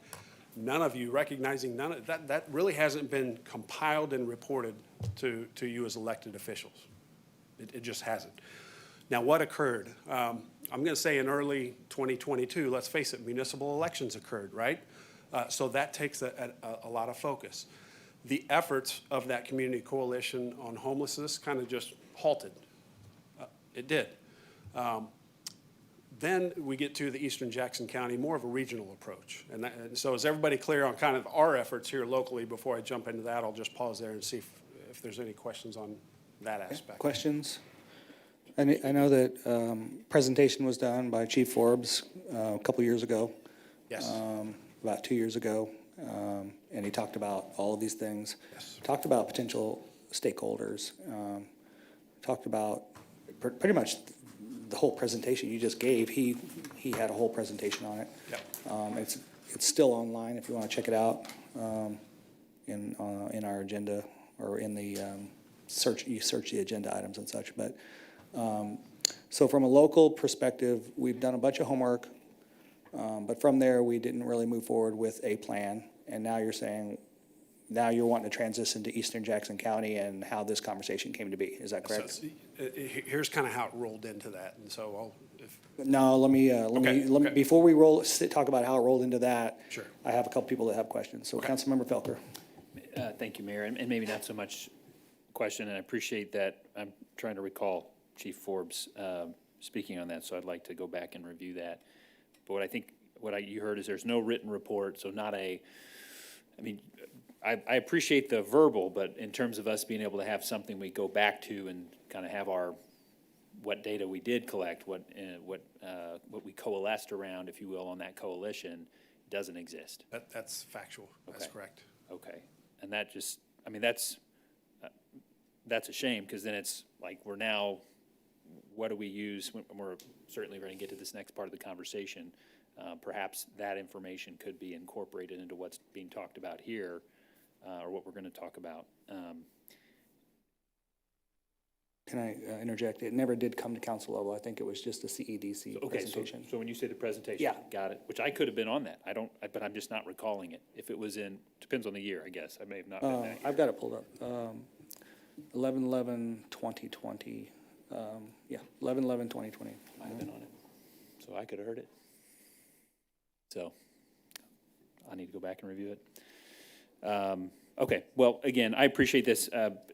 It seems like it would be great to be able to have something in writing. Again, I'm kind of just putting down the bullet points, conceptually what you talked about, and being able to then kind of expand out magnitude, collecting data, current responses, common understanding, tools in place, legality, demand on resources, desires of the homeless, like being able to just blow those up. Boy, that would be so powerful to be able to inform us as to what position we're really in and how we can then be proactive going forward. So I don't know if that means we have to recreate it and do it again to where it gives us or if it's bringing that team back together. I know one of those council members was not on the council now, if I remember correctly. I think Councilmember Forte was on it, but being able to, if there's an abbreviated way of doing that, I think that would be valuable. It'd be great. It'd be good for something. It would be good to have that to come back to. I totally agree, but I also want to recognize that today's data will be different than 2020 data.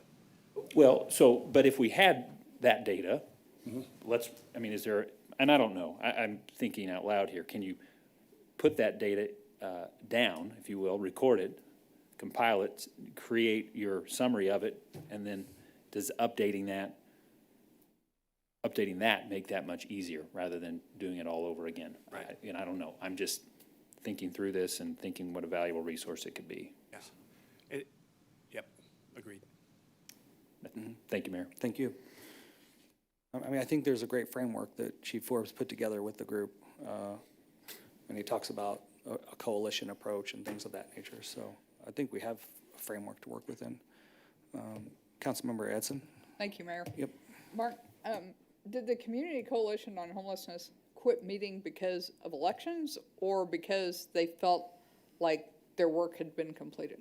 I would say more so just because of the time of the year that we were in, and we just paused it.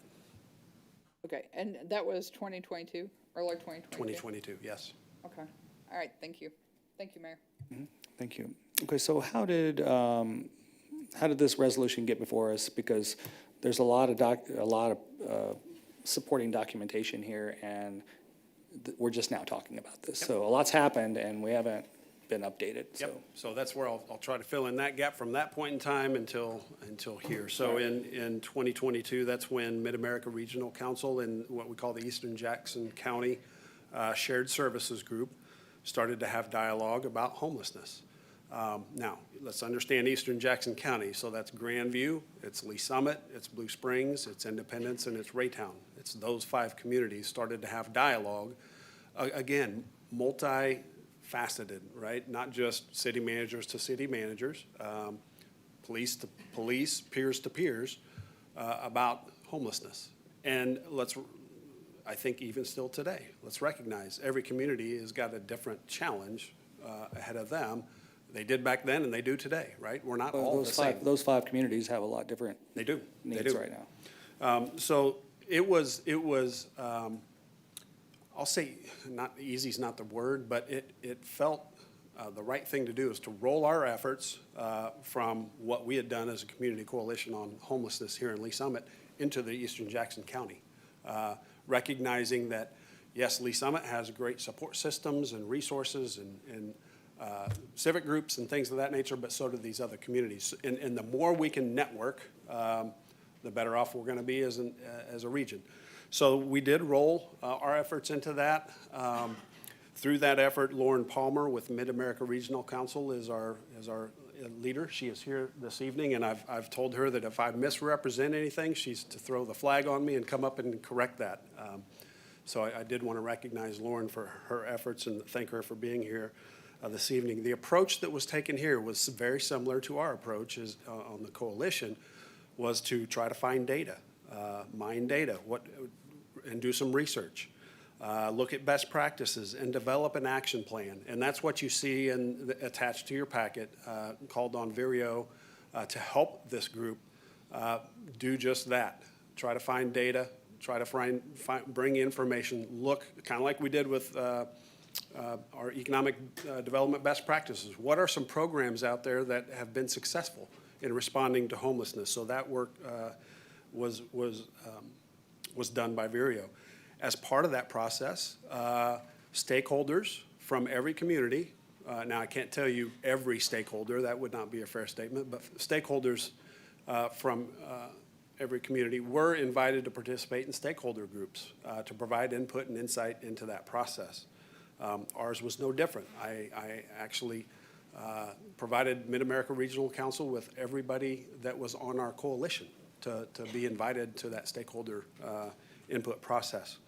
I believe that occurred somewhere around July, is what I found, is when that communication was taking place, right? When trying to line up those stakeholders to invite them. So I don't know that the stakeholder meeting was in July, but that's when this communication was taking place. In addition to that stakeholder input invitation, then in January, so that was to again, help develop that action plan. Once that action plan draft was put together, Eastern Jackson County Shared Services then invited again what we'll call thought leaders of each community.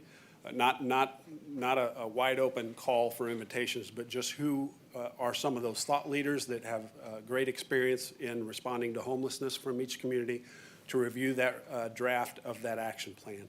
And I can tell you that we had three thought leaders that were invited from Lee Summit to that meeting. That was in January of 2023. The purpose of getting those thought leaders' input was, let's look at this action plan, shoot holes in it, right? What are we missing? What's not going to work well? Let's have dialogue about this from a regional approach. Now, what I understand came from that, because I was not part of that meeting, and Lauren, please correct me if I'm wrong, but I believe what came of that is kind of the finalization of the action plan, saying these are all good points to look further into. Not to say that we're going to do them, but as a region, we should look further into this and see where let's face it, right, if we're in Lee Summit and our police department's responding to things and our parks department and different folks, it's not, again, jurisdictional boundaries really don't matter. And if we can share resources, pool resources where it makes sense to better respond to homelessness, that makes tons of sense.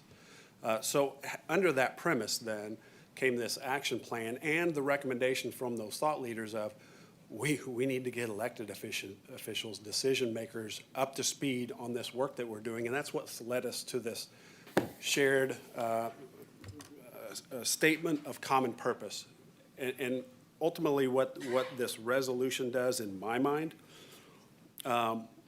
it's a resolution, you have the action plan there. It provides this framework and some thoughts to future work that we could do as a region, involving additional stakeholder input in that process. So in my mind, this resolution that's before you doesn't commit any funding.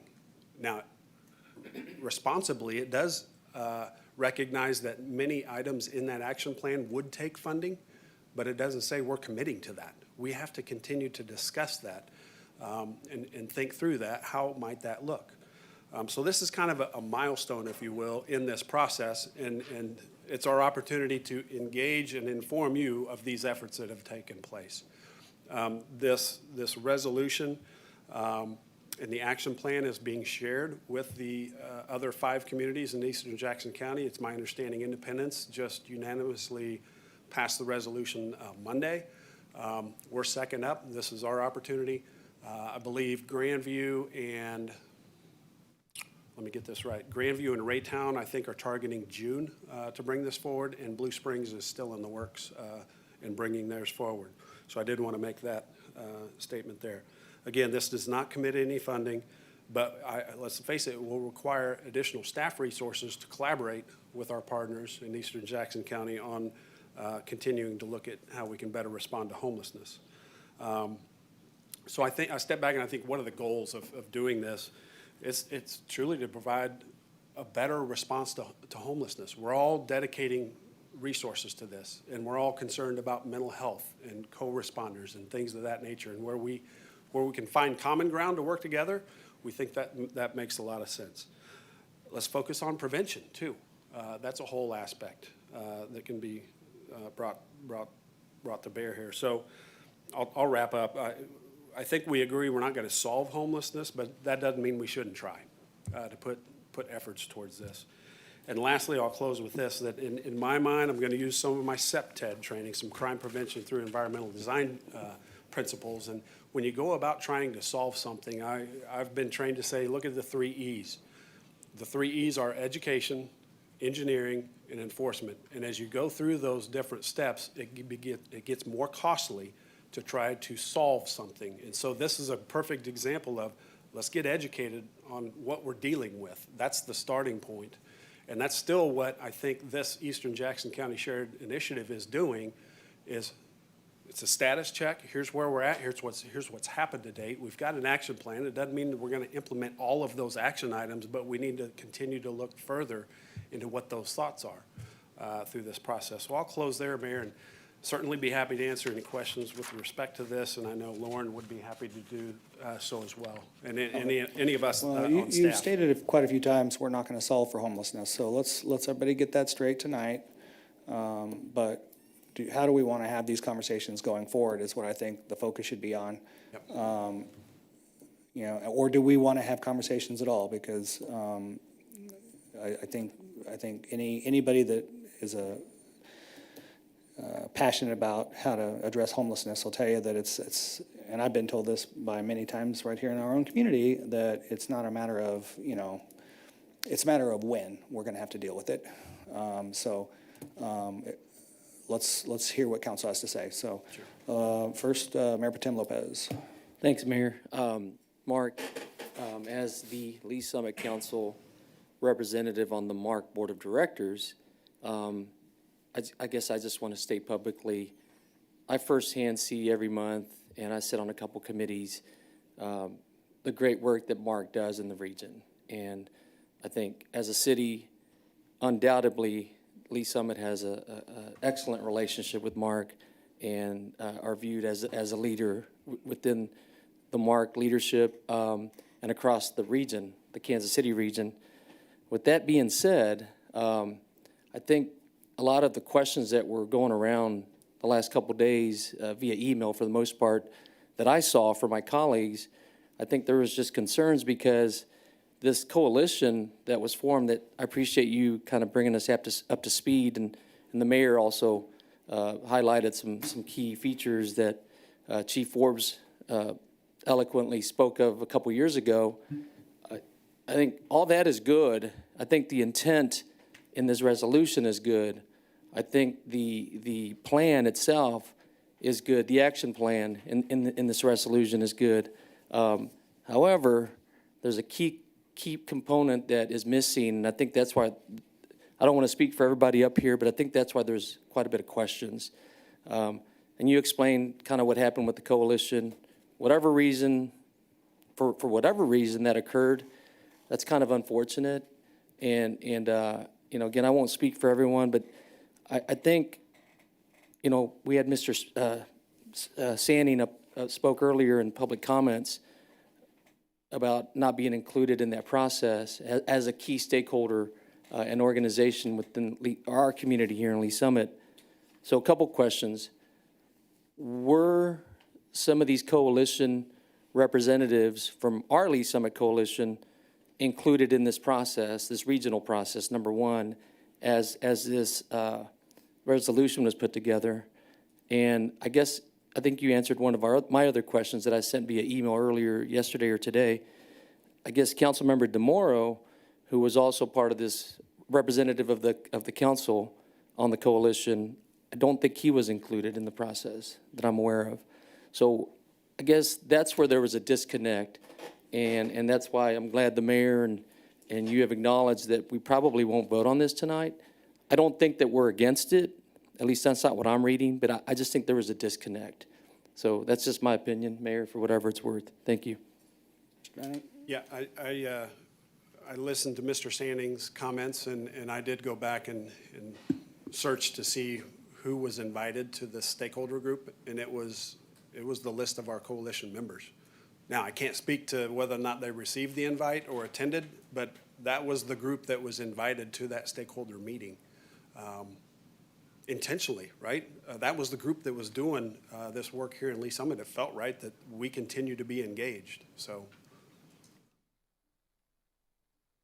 All right, thank you. Councilmember Pryor. Thank you. So Councilmember Lopez addressed a lot of my questions, and I do think it's important for the cities to work together collaboratively, because what we do affects them, what they do affects us. But going forward, I feel like Lee Summit does a good job addressing our homeless issue through Lee Summit Social Services.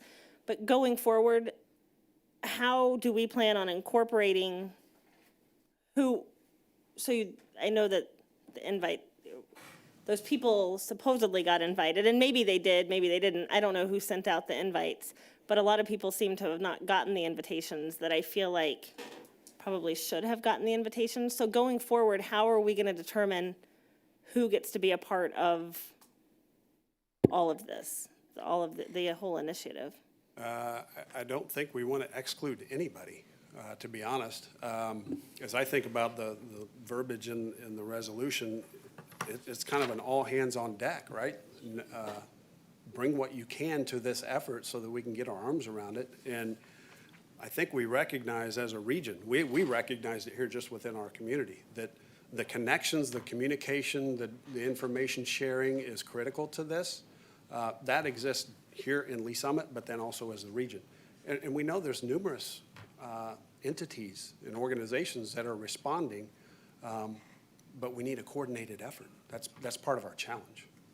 And so that's where this, in my mind, if we continue to put efforts towards this, we can realize a lot of benefits from that continued collaboration, coordination, finding ways that we can all better respond to homelessness.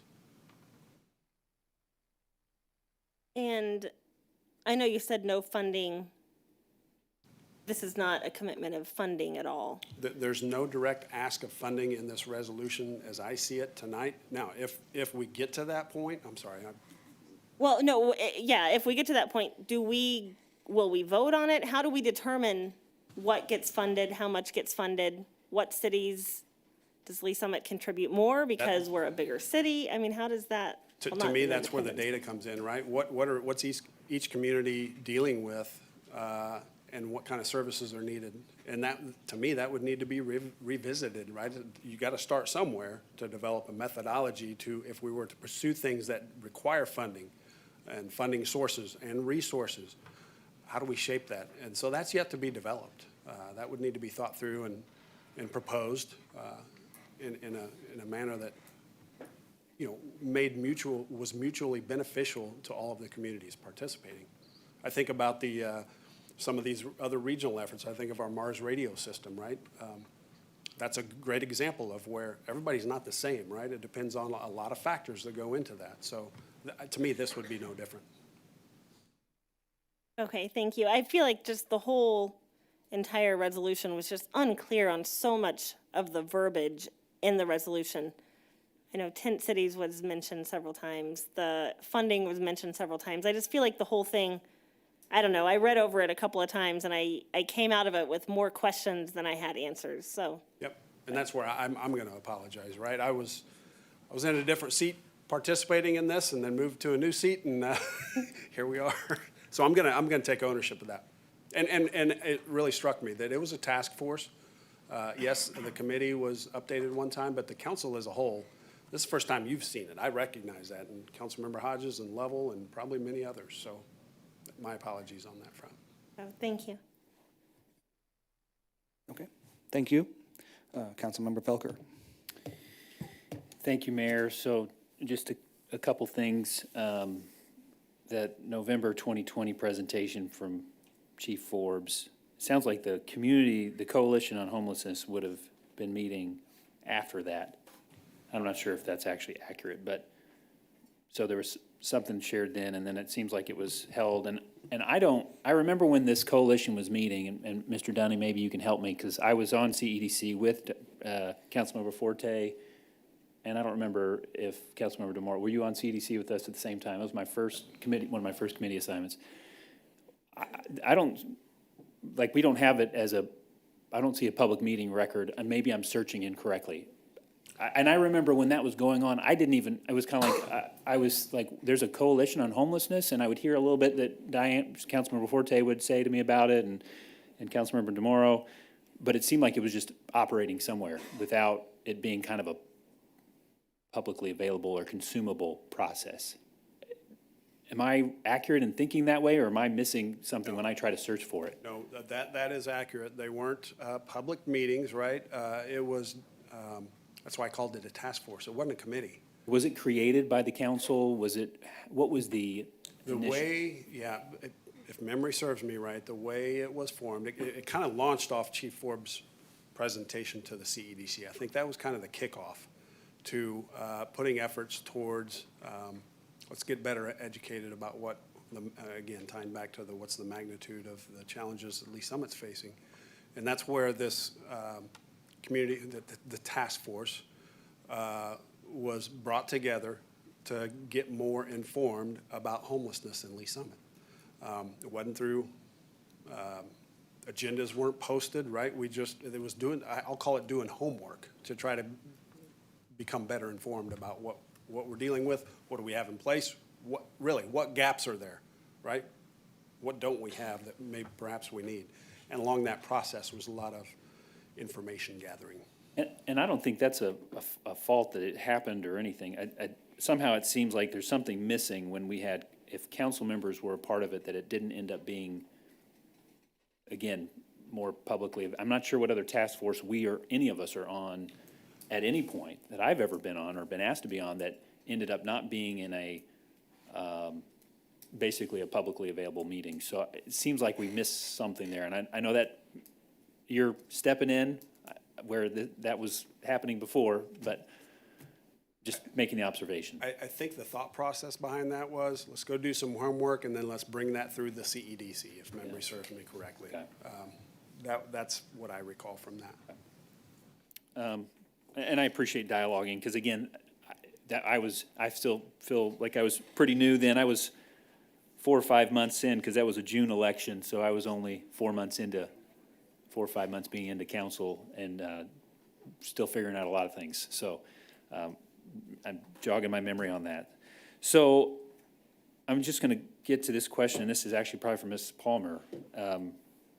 It's been represented by Mr. Dunning that the community, our coalition on homelessness was invited, and I just want to verify, was that actually invitation extended? Because what I'm hearing is that it was perhaps not, or at least participants who in that coalition may have not actually been participating in the Eastern Jackson County Shared Services Initiative. Good evening, Mayor and Council. I'm Lauren Palmer. I'm the Director of Local Government Services for the Mid-America Regional Council.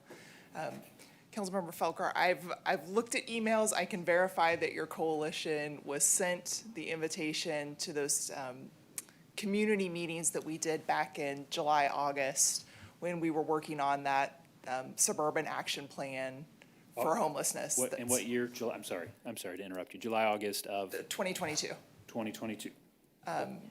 And that is the document that I presume is in your packet. It's an exhibit that goes with the resolution. Right, okay.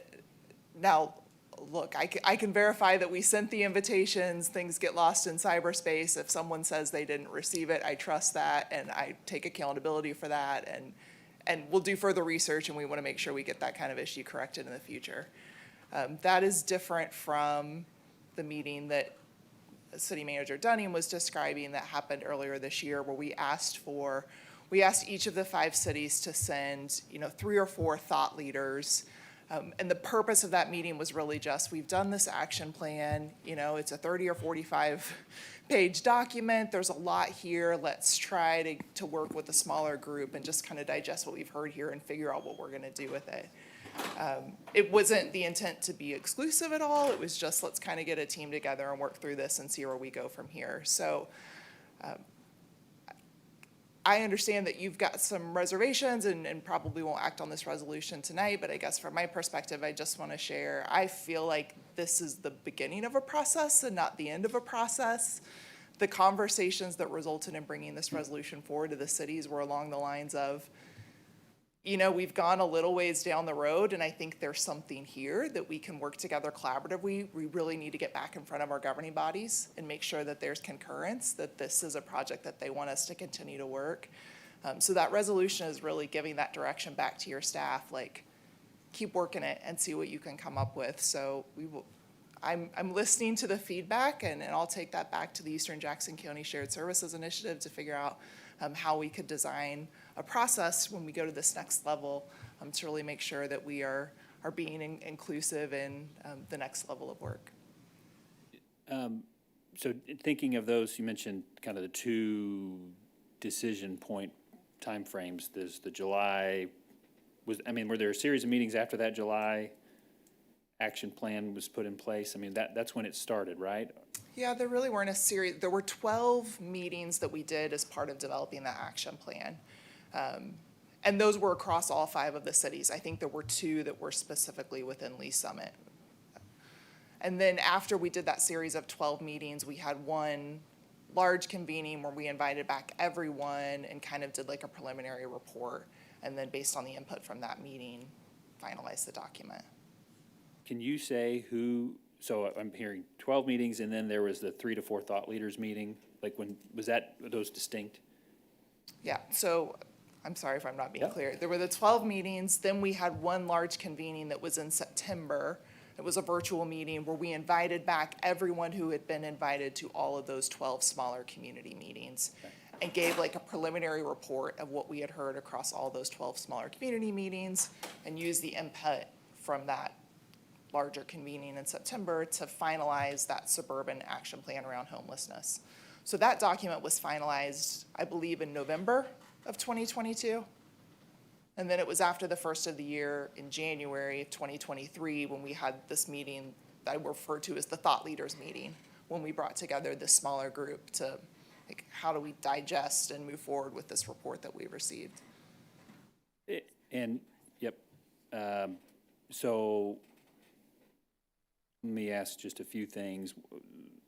You've mentioned, and Mr. Dunning, city manager, has mentioned that we had 3 representatives from Lee Summit who were there as thought leaders. Do you know who they were, or maybe Mr. Dunning? Who were those thought leaders? So I can't attest if they were there, but I can tell you that it was Jarvis Sackman,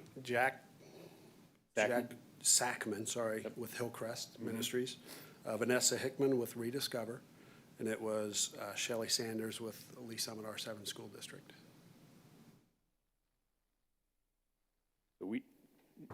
Do we know so you don't know if they were there or not?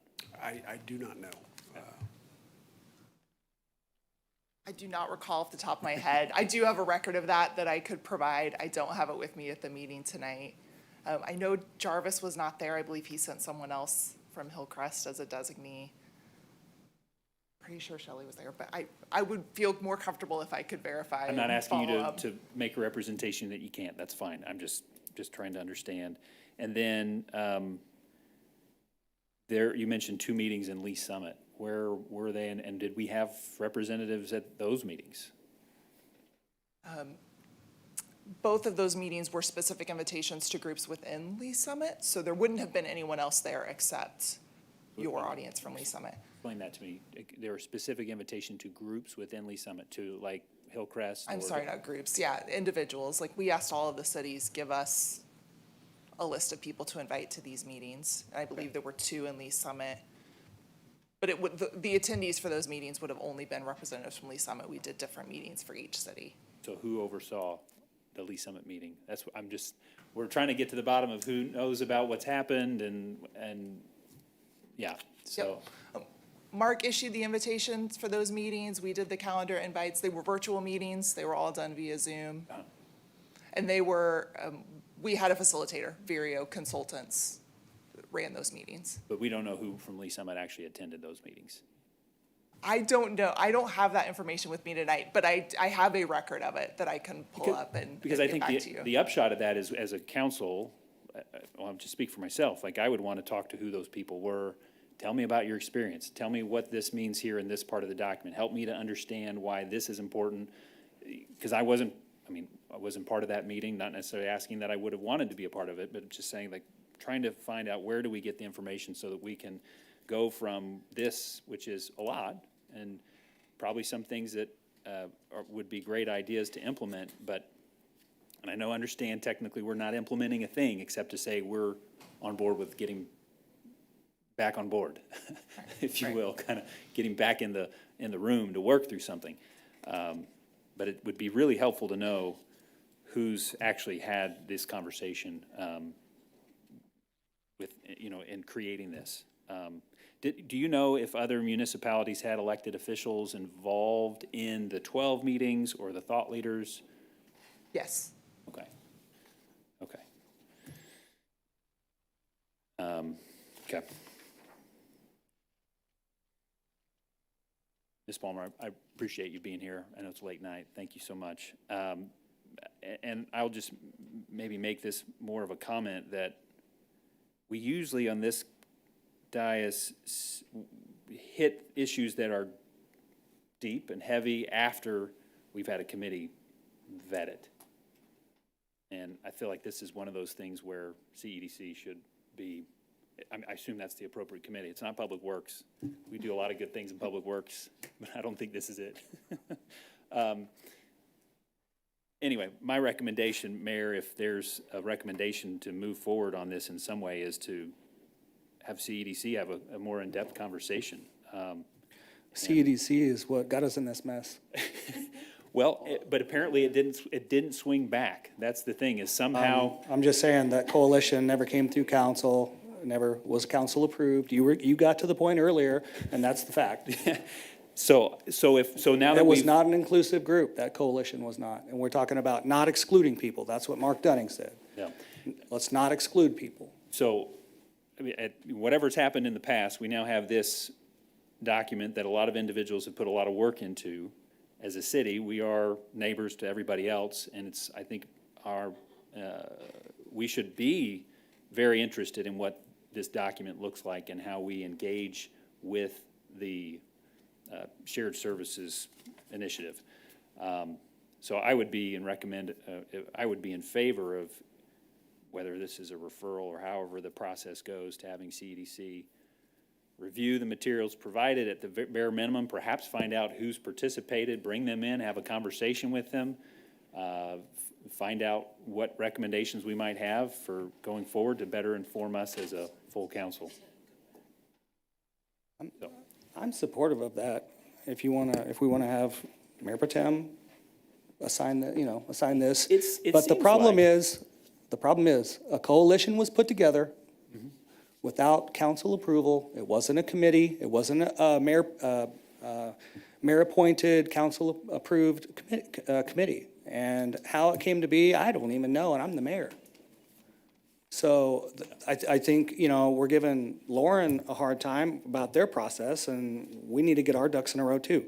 So we can have conversations about homelessness, and I think we've got the framework that Chief Forbes and the coalition group did put together. Now we need to do next steps, and we need to all be more engaged. So if we want to do it through CEDC, I'm supportive of that. But I don't know what happened after that presentation to the CEDC in November of 2020. Yeah, so I think that was the initial presentation. I think then this is what I'm looking back now. I think that's when it was presented. And then you all, I'm looking at Councilmember tomorrow. Then that is, I think, when they started meeting, sometime after that. Beyond that, I don't have further recollection. Maybe if we go back through, we'll see a report at some point in CEDC. But anyway. Well, let me get to everybody else, and then let's give Mr. Dunning or Bethel Lopez direction. Because I'm open to how we move forward at this time. I know that we're not about to pass this resolution because we haven't been engaged enough, and whoever's fault that is, Mark's fault, our own stakeholders' fault, but we have to find a way to move forward. So let's start talking about that. Councilmember Hodges. Thank you. I agree with everything that's been said previously. I think I'm coming at it from a bit different perspective. I think because this has been put out, this 15-page paper has been put out to the public, I think we need to realize that this needs to be talked about. There's a lot of scary stuff in this that I don't think that our city needs to be doing. And if that means stepping away from this and doing our own thing, I think that's what we need to do. But the stuff that this talks about in here some of it was kind of appalling. It was very concerning. I spent a lot of time forking through this because it just blew me away. I could go through so many pages about what's wrong with a lot of stuff in here. It's one of those things where if we went forward with this plan, I know they said they were suggestions or a starting point, but if this is our starting point, I want no part of it. I don't think that this is the direction that Lee Summit should go. I know that's just my opinion, but again, this has been put out for the public to see. I think we need to address how extreme some of these measures come off and let them know that that's not where we stand necessarily, because if we're gonna be talking about making hotels emergency placements for homeless people, and then what's that going to do to our tourism, and focusing on placing sex offenders, and this stuff is in here. That's not okay. I'm coming from not just a council member, but somebody who's a citizen here who has a family and kids to protect. So that's my first and foremost concern. So I just want to make sure we point out the fact that I absolutely am not okay with this plan. So I think we do need to talk about it. Absolutely, it's a problem. Unfortunately, we're being thrown an issue that we didn't sign up for, with a lot of people that are going to be homeless. And I think that we need to come up with a plan, but it needs to be our plan, a plan for Lee Summit, a plan that we work with all of our entities for. We have a lot of talented people, and I don't think we're giving them credit. I think that we can do this on our own, and meanwhile be good partners, but still, we need to look out for us. We are not Independence, we are not Green Valley, we are not Blue Springs, we're not Raytown, nor do we want to be. And I want to make sure we make that very clear, that if we need to go a different route, then we go a different route, because we need to look out for our citizens and their safety first and foremost. So I just want to put that out there. I know it's kind of throwing a little bit of a curveball compared to what everybody else is saying, but I just want to make sure that, at least me personally, that this is not okay with me. So, thank you. All right, thank you. Councilmember DeMoro. Thank you, Mayor. I want to touch upon the homeless coalition that I was part of. We met for, I don't remember how long we met for. Maybe the manager would remember when we first started meeting. But even though it was not an official city council committee, we met with the Lee Summit Parks and Rec, the Lee Summit Police Department, healthcare professionals, and for the period of time that we met, and based on the information, we gathered a lot of information, Ministerial Alliance, and this was all on Zoom. I don't remember ever meeting in person.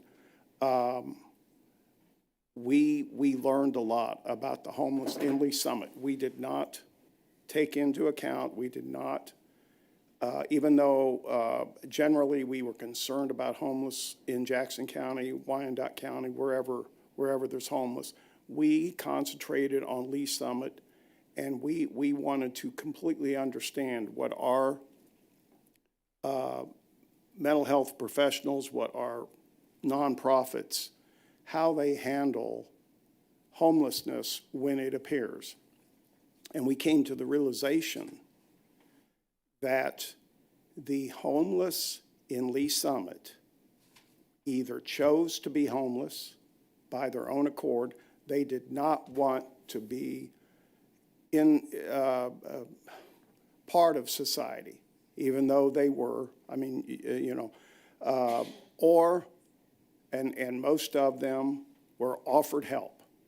And I remember the Rediscover mental health professional told us that there were many times that she would take homeless or transient people to shelters, to mental health facilities.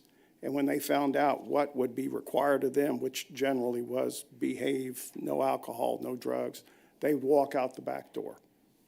So, or walk out the front door. She said they'd walk out. So you've got the ones that choose to be homeless. You've got the one that offered help and refused, or you had a multitude that were getting the help they needed. And part of that was actually our co-responder initiative with the police department.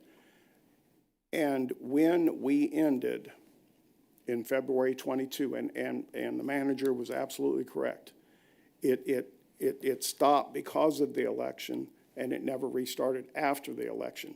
But we completely, I felt like we completely understood, at least I did. I shouldn't call for the whole group. And our nonprofits, our Lee Summit Social Services, our Meals on Wheels, Cold Water, they were taking care of the homeless in Lee Summit. We were not looking beyond Lee Summit. They were taking care of the homeless. And so when it ended, I believe there was a report on the dais. I can't attest to that, but I believe there was a report that we had finished, and that would have been like February or March of 22 before the election. It wasn't a report, it was a statement. It wasn't a long presentation. But we came to the, like I said, we came to the realization that things were under control, and you could tell by driving around Lee Summit. I mean, there was the occasional call for service of a homeless person, and of course the police responded and did what they did. But so from that, and you're right. I don't think we did take records. I don't think anybody was taking notes because it was more information. It was an exploratory committee, and I think the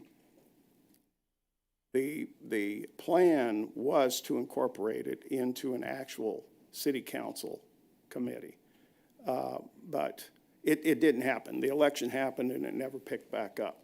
But having said that.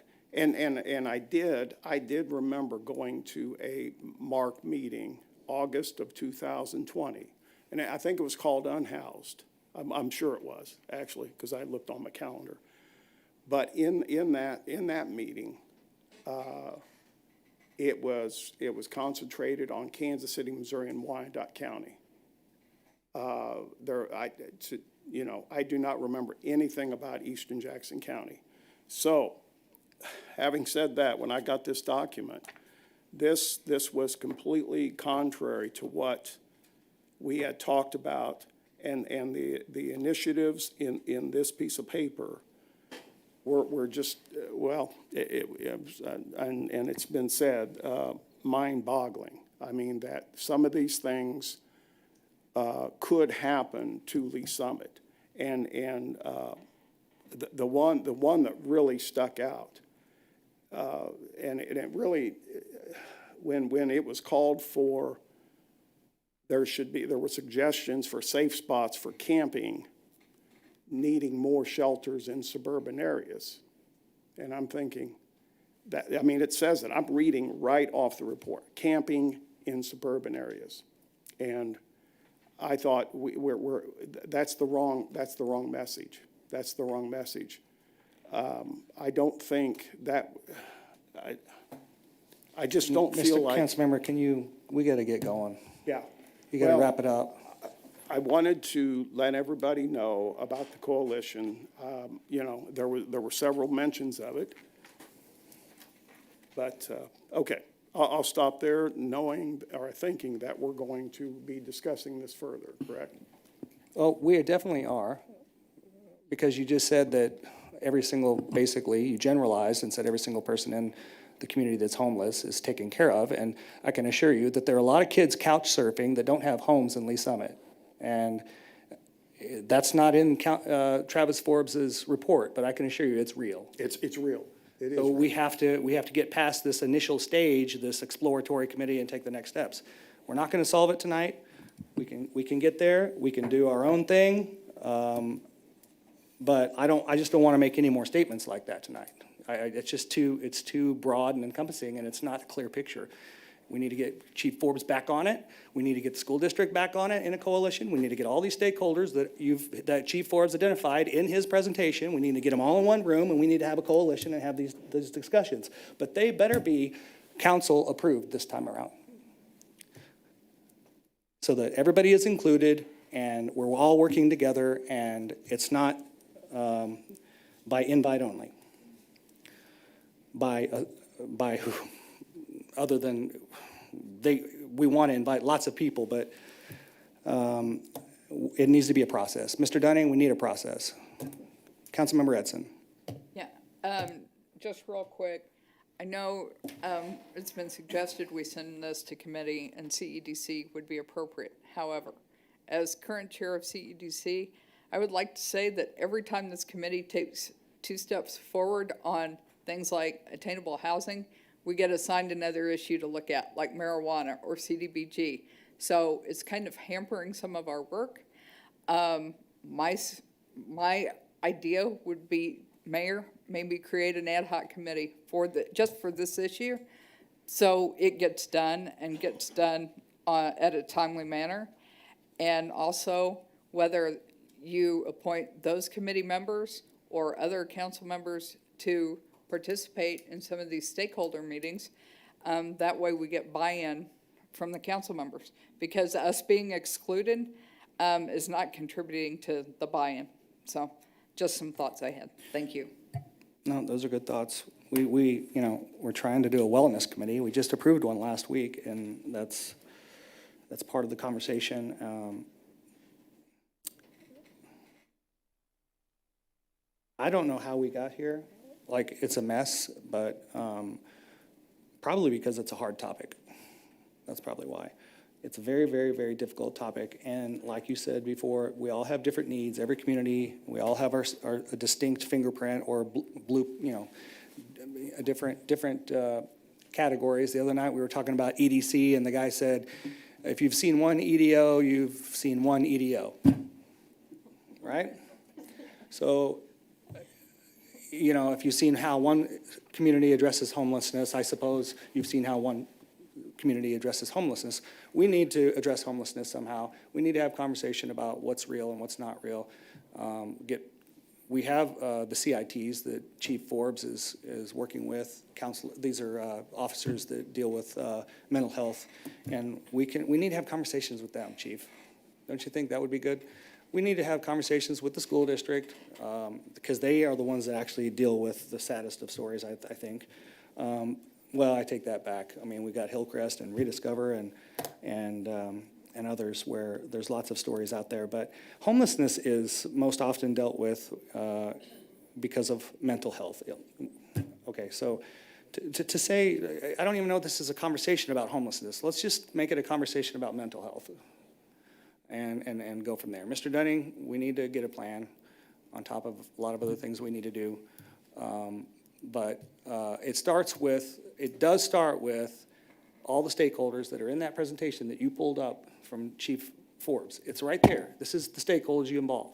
And it names the Ministerial Alliance and the Rediscover and the Hillcrest and so many more. And see, Lee Summit Social Services if they want to partake.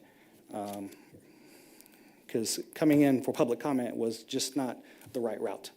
But it created a lot of conversation. So, Councilmember Pryor, you want to end this off? Thank you, Mayor. I just wanted to say that I feel like, you mentioned Lee Summit Social Services. I feel like that is, when people think of helping the homeless in Lee Summit, they are the first one I think a lot of us think of, because they do a lot of great work in Lee Summit. And they're familiar. I think that Lee Summit Social Services, they are familiar with the children that don't have homes, and that they have a pretty good grasp, I feel like, on those numbers. So I would like to see them incorporated. But no, I think that I've been saying that I think that it's really important that our cities do work together. And I had someone tell me, the big difference between St. Louis and the St. Louis area and the Kansas City area is the St. Louis area, a lot of times those cities come together. And a lot of the cities on the Kansas City side, they're separate and they don't come together. So I think that communication needs to be there. I think that collaboration needs to be there, while also understanding that each individual city has its individual needs, and we're in charge of addressing our needs, but we also need to work together with the surrounding cities. So that's all. Thank you. Well, I think if I can try to summarize what you said in a different way, we need to get our ducks in a row in Lee Summit so we can have bigger, better conversations and tell Mark and our sister cities, this is what we're doing. If there's ways we can partner, we can try to partner. But it's hard we can either piggyback on the work that's been done, or we can dig in and do our own work and establish what our real needs are, and see how we can partner with Mark and other cities to do that, if that sounds like a plan. But right now, I'll have to think about this whole ad hoc committee. You guys are killing me with committees. It's not easy.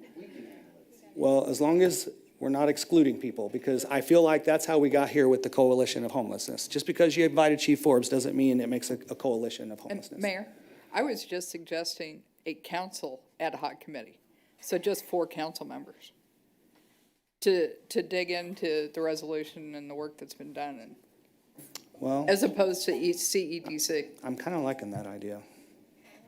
All right. I'm kind of liking that idea. Can we do that, Mr. Head? I'm really liking that idea. All right, let me know who's interested. All right. That's a good way to end. Boy, these architects sitting through this whole meeting. I wish I would have rearranged the agenda for you. I did not know this was going to happen. Of course, I'm the one that put it on the agenda, so I apologize. Can we move on to the next topic without, because I never called for any reading or anything. Then let's do that.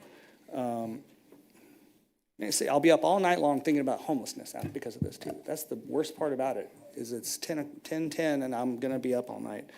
Councilmember Hodges, would you get us through proposed ordinances first reading, bill number 23-093? Yes. I move to advance to second reading bill number 23-093, an ordinance approving the Second Amendment to the agreement for professional architectural services for the Downtown Market Plaza project between GLMV Architecture, Inc. and the City of Lee Summit, Missouri.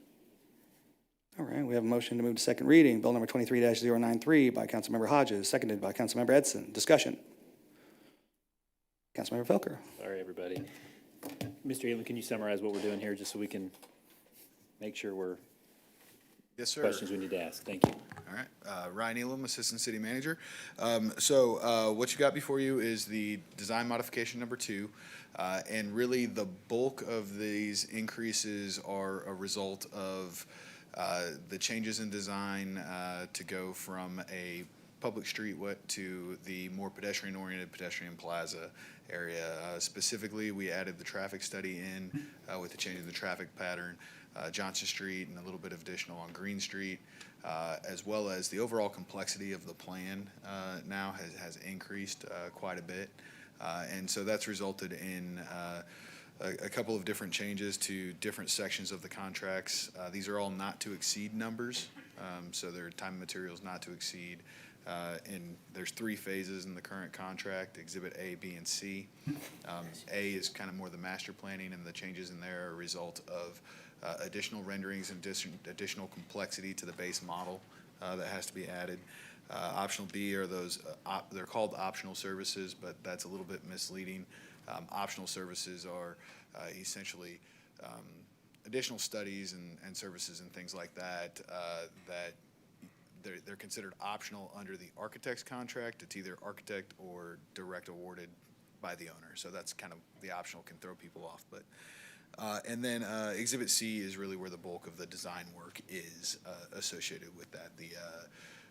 The DD and the construction phase drawings, as well as some additional construction administration services. Total increase in contract cost is about $272,000 all in for that. And again, that's a not to exceed number. And so what you've, at the end of their presentation, they kind of gave those bullet points, and I'm matching that up is kind of what I'm seeing is matching up what was shared with us, and now we're putting it in contractually is what I'm hearing as well. That's correct. We kind of very intentionally placed this on the agenda this evening, knowing that you would have the schematic design presentation, be able to see the work, the complexity of the plan, and then be able to relate that to the additional design work scope changes that we've made on the project. Thank you, Mr. Elam, and thank you, Mayor. Thank you. All right, any further discussion? All right, seeing none, please cast your vote. All votes are in. Please record the vote. And it passes 8-0. You do not get to leave. You have to stay till the end of the meeting. No, I'm teasing. You can go. We only have one or two more items. We are on proposed ordinances, second reading. Councilmember Edson, would you please read bill number 23-090 Sure, Mayor. for adoption? I move for adoption bill number 23-090, an ordinance approving the First Amendment to the amended and restated development agreement between Paragon Star LLC and the City of Lee Summit, Missouri for the Paragon Star project. All right, thank you. We have a motion to move to adopt bill number 23-090 by Councilmember Edson. I need a second, please. I have a second by Mayor Tim Lopez. Discussion. Yes, Councilmember Lovell. I just want to note that I'll be recusing myself from this vote. Okay, yep. Thank you. Councilmember Felker. Thank you, Mayor. I'll be doing the same. All right. Thank you, sir. All right, any discussion? All right, seeing none, please cast your vote. All votes are in. Please record the vote. And it passes 6-0 with 2 recusals. Committee reports. What's the CEDC have to say? Ain't got nothing going on. Councilmember Edson. CEDC meets tomorrow at 5. I'm not real sure what we're going to talk about now. I may just make up the agenda at 5. I don't know. That's it. Thanks. All right, thank you. Councilmember Felker. I think you should move your meeting time up. You probably clearly need to start your meetings at 3 o'clock now. No, Public Works met this past Monday and yesterday, and just wanted to say that the capital improvement plan is in there with public comments, and I just encourage you all it'll come before us eventually. It's got to make its way through Planning Commission, but just encourage you to take a look and become familiar with it. It's just number one, it's a testament to the work of staff putting it together for not just this year, but years, I'm sure, many previous. And it just helps us to understand, I think, what in fact the city will be doing in the future. It gives you some information you can bring back to constituents. Thank you, Mayor. Thank you, sir. Any other committee reports? Council comments? I think we're probably commented out. No, Councilmember Felker. I'm going to say something. Councilmember Felker. I'm going to say that I enjoy our conversations, even when we have a little tit for tat. Okay. And that's great, because that's what the legislative body should be able to do, is work through things and have differences of opinion, sometimes see straight, sometimes, and work to some other solution. So I just was saying, I enjoyed that. Thank you. That's it. You did. I noticed how much you enjoyed it. You were like interrogating Lauren earlier. And I'm not a trial lawyer. Oh, my goodness. You So could if be I one. was- You could be a if I trial was. lawyer, let me tell you. No, well done. You're right. Everything you said is spot on. Any other council comments? Okay, staff roundtable? Oh, wait. We need to say something about the landfill. I'm too tired. Okay, the landfill, Senator Bratton filibustered. I mean, honestly, Mr. Dunning, I need something on our communications department. They need to put something out, and they need to explain it. I can do my best now, but I continually get questioned what we are doing still. And we just need to make it more prominent to our citizens that what's going on. And we get emails, we get descriptions, but it went before the Senate. All we wanted was for it to get a vote. That's what we wanted as council. We begged our senators and representatives to get the bill to the floor for a vote. That's what I focused on. That's what we focused on whenever we talked to Senator Siripoy, when we talked to the different senators that we even ran into in Jefferson City, and more. So Senator Bratton tried to get it to a vote so that we could extend the distance to 1 mile and bring this landfill to an end, this conversation. He could not, when the bill came up, there were some senators that filibustered it, so they took it off the floor. Senator Bratton said, whoa, then I'll filibuster everything. So he filibustered everything. And I mean everything, so they couldn't do any business. It upset some people. He lost a little bit of support, I think, in the big picture of things, because he was a little bit, he was pretty aggressive from the floor about why people were filibustering it. It did not make a vote. They got him to stop by offering a solution to do a study through MDNR. Is this correct? To the feasibility of a landfill in that location. It's right at our doorstep. That will take some time. No applications can be taken until this feasibility study is done. And then along with it, he got an assurance from Mayor Quentin Lucas from Kansas City that their city would pass a resolution giving 1 year of 1 year of moratorium, thank you, so that they would not consider a landfill in that time. Really, just like all government stuff, we just kicked the can down the road is what they did. It's not a solution. So we need to work towards other solutions, because I really am not excited about the fact that we get to 7-8 months from now and we're still fighting the same battle. So we'll have to think outside the box, but I think that it's time to consider all options, not just hoping that we can get a vote at the Senate. Senator Bratton, in his Twitter, Facebook Live, said that it's going to be put on the floor first thing when the session opens up. First thing. Is there any guarantee? No. So I think we have to consider all options. I support him. I thank you, Senator Bratton, for all that you did. I know you were fighting for your citizens. He calls it a victory. It's kind of a victory, so I'll take it, because I don't think he had any other options. I mean, I think he did his best.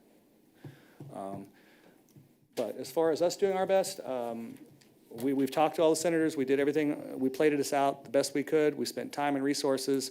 And I need the update on the website, Mr. Dunning, of what just happened, so that everyone can kind of know, and so that we can send links to our page that says, here's what we've done, and here's where we are. So if you could work on that with staff, sir, I would appreciate it. And then we'll see what the next steps are. So, all right. Did you want to say something to that, Councilmember Pryor, or did I forget to take you off? No. Okay. Mr. Dunning. Oh, no, I was going to say something. Okay. Councilmember Pryor. Thank you. So I actually was able to go down to Jefferson City on Friday, and I wasn't there for the day before when they filibustered it, but I will say they went into Friday with what they thought was going to be a deal worked out, and then they recanted on the deal, and then they ended up settling on what they settled on. So I guess it was better than the bill getting completely filibustered. But yeah, I was able to be down there on Friday, so it was neat to see, although it wasn't the outcome that we were all hoping for. Great. Okay, thank you. Now, Mr. Dunning, roundtable, staff roundtable. Yeah, just making sure you're all aware of the other news out of Jeff City, which is more on the positive side with the Missouri State Highway Patrol funding being incorporated, and very hopeful that will get through the governor's signature and no light on vetoes. See, I should have talked about that and made you talk about the landfill. That would have been a lot more fun. And then sticking with kind of the financial world, we're prepared to present to the Finance and Budget Committee on the 15th, the general fund proposed budget and the public safety sales tax budget for FY24. So that's coming forward soon as well. Okay, I just need to go ahead and make one more comment. I apologize. I'm going to send an email to council tomorrow, just explaining where we are with EDC. We did have meetings, exec committee, that I consider a turning point. A very symbolic meeting where they watched the best practices study that we did. They heard the conversation from the council, and then they had immediately set up a meeting right afterwards, which was really tough because I mean, we just saw the best practices, and then I went to the meeting on Thursday of last week, and basically they put forward the fact that they want to support us, and they said it in a way that they've never said it before. They want to do whatever it takes.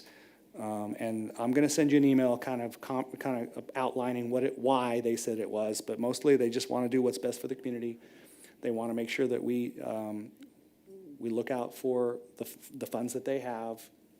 They're willing to work with us in whatever way that means, in whatever entity that we would like to work, with whatever board composition that takes, with whatever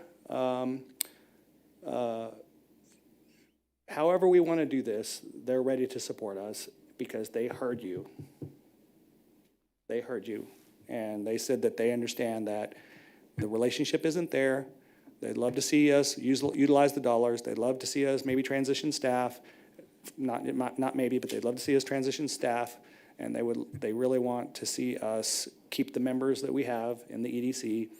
And whether that means whatever entity that takes, whatever conversations we have to have, they want to show support. So they put a letter in front of me that I signed today, saying as an exec member what we wanted to do. They put that in front of their board approved it, and then it's going to go out to you in an email tomorrow. And I would love to just talk to each one of you individually, but it's 10:30 at night now, and the fact is I would love to put this all in an email, and I will.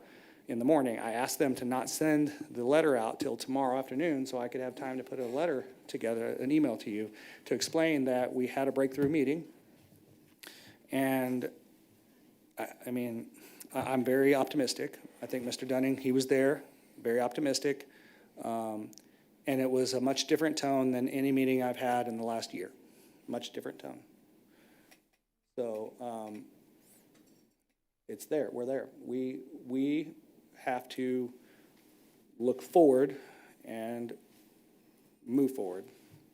So what that means is, that committee that we were talking about forming, we also have a lot of other work to do. We got to do a work session where we talk about how we're going to make this transition and what we would like to see it look like. I've got to get staff, Mr. Dunning, to identify what our needs are as a council for an EDO outside of the services that we already provide in-house. And we got to get stakeholders, we got to talk to stakeholders and businesses and hear what they have to say. So we've got a lot of work to do, but I will tell you that the EDC Executive Committee and the board understands that we need a team relationship, we need effective leadership at all levels. We need a relationship-driven EDO. We need to execute with purpose and plan and more. So it's very, very good news, and I wanted to call you all individually, and there's just not enough time in the day right now. So this is the best way to do it, that you all get the information at the same time, which is the way I'm supposed to do it. So but you will get an email from me tomorrow as well to summarize what they want to be supportive, but they're asking us to consider what's on the table that they're offering up. So, thank you. Yeah, thank you all. I appreciate that this wouldn't have happened unless you all hadn't spoken and talked and said things in the meeting last week. It always had to come from the council. It could not just come from me in these meetings. And so when that happened, they really, and then the great presentation that the guy did, Mr. Weiler. So with that said, are we ready to close? I'm adjourning this meeting at, I can't see it, 10:29.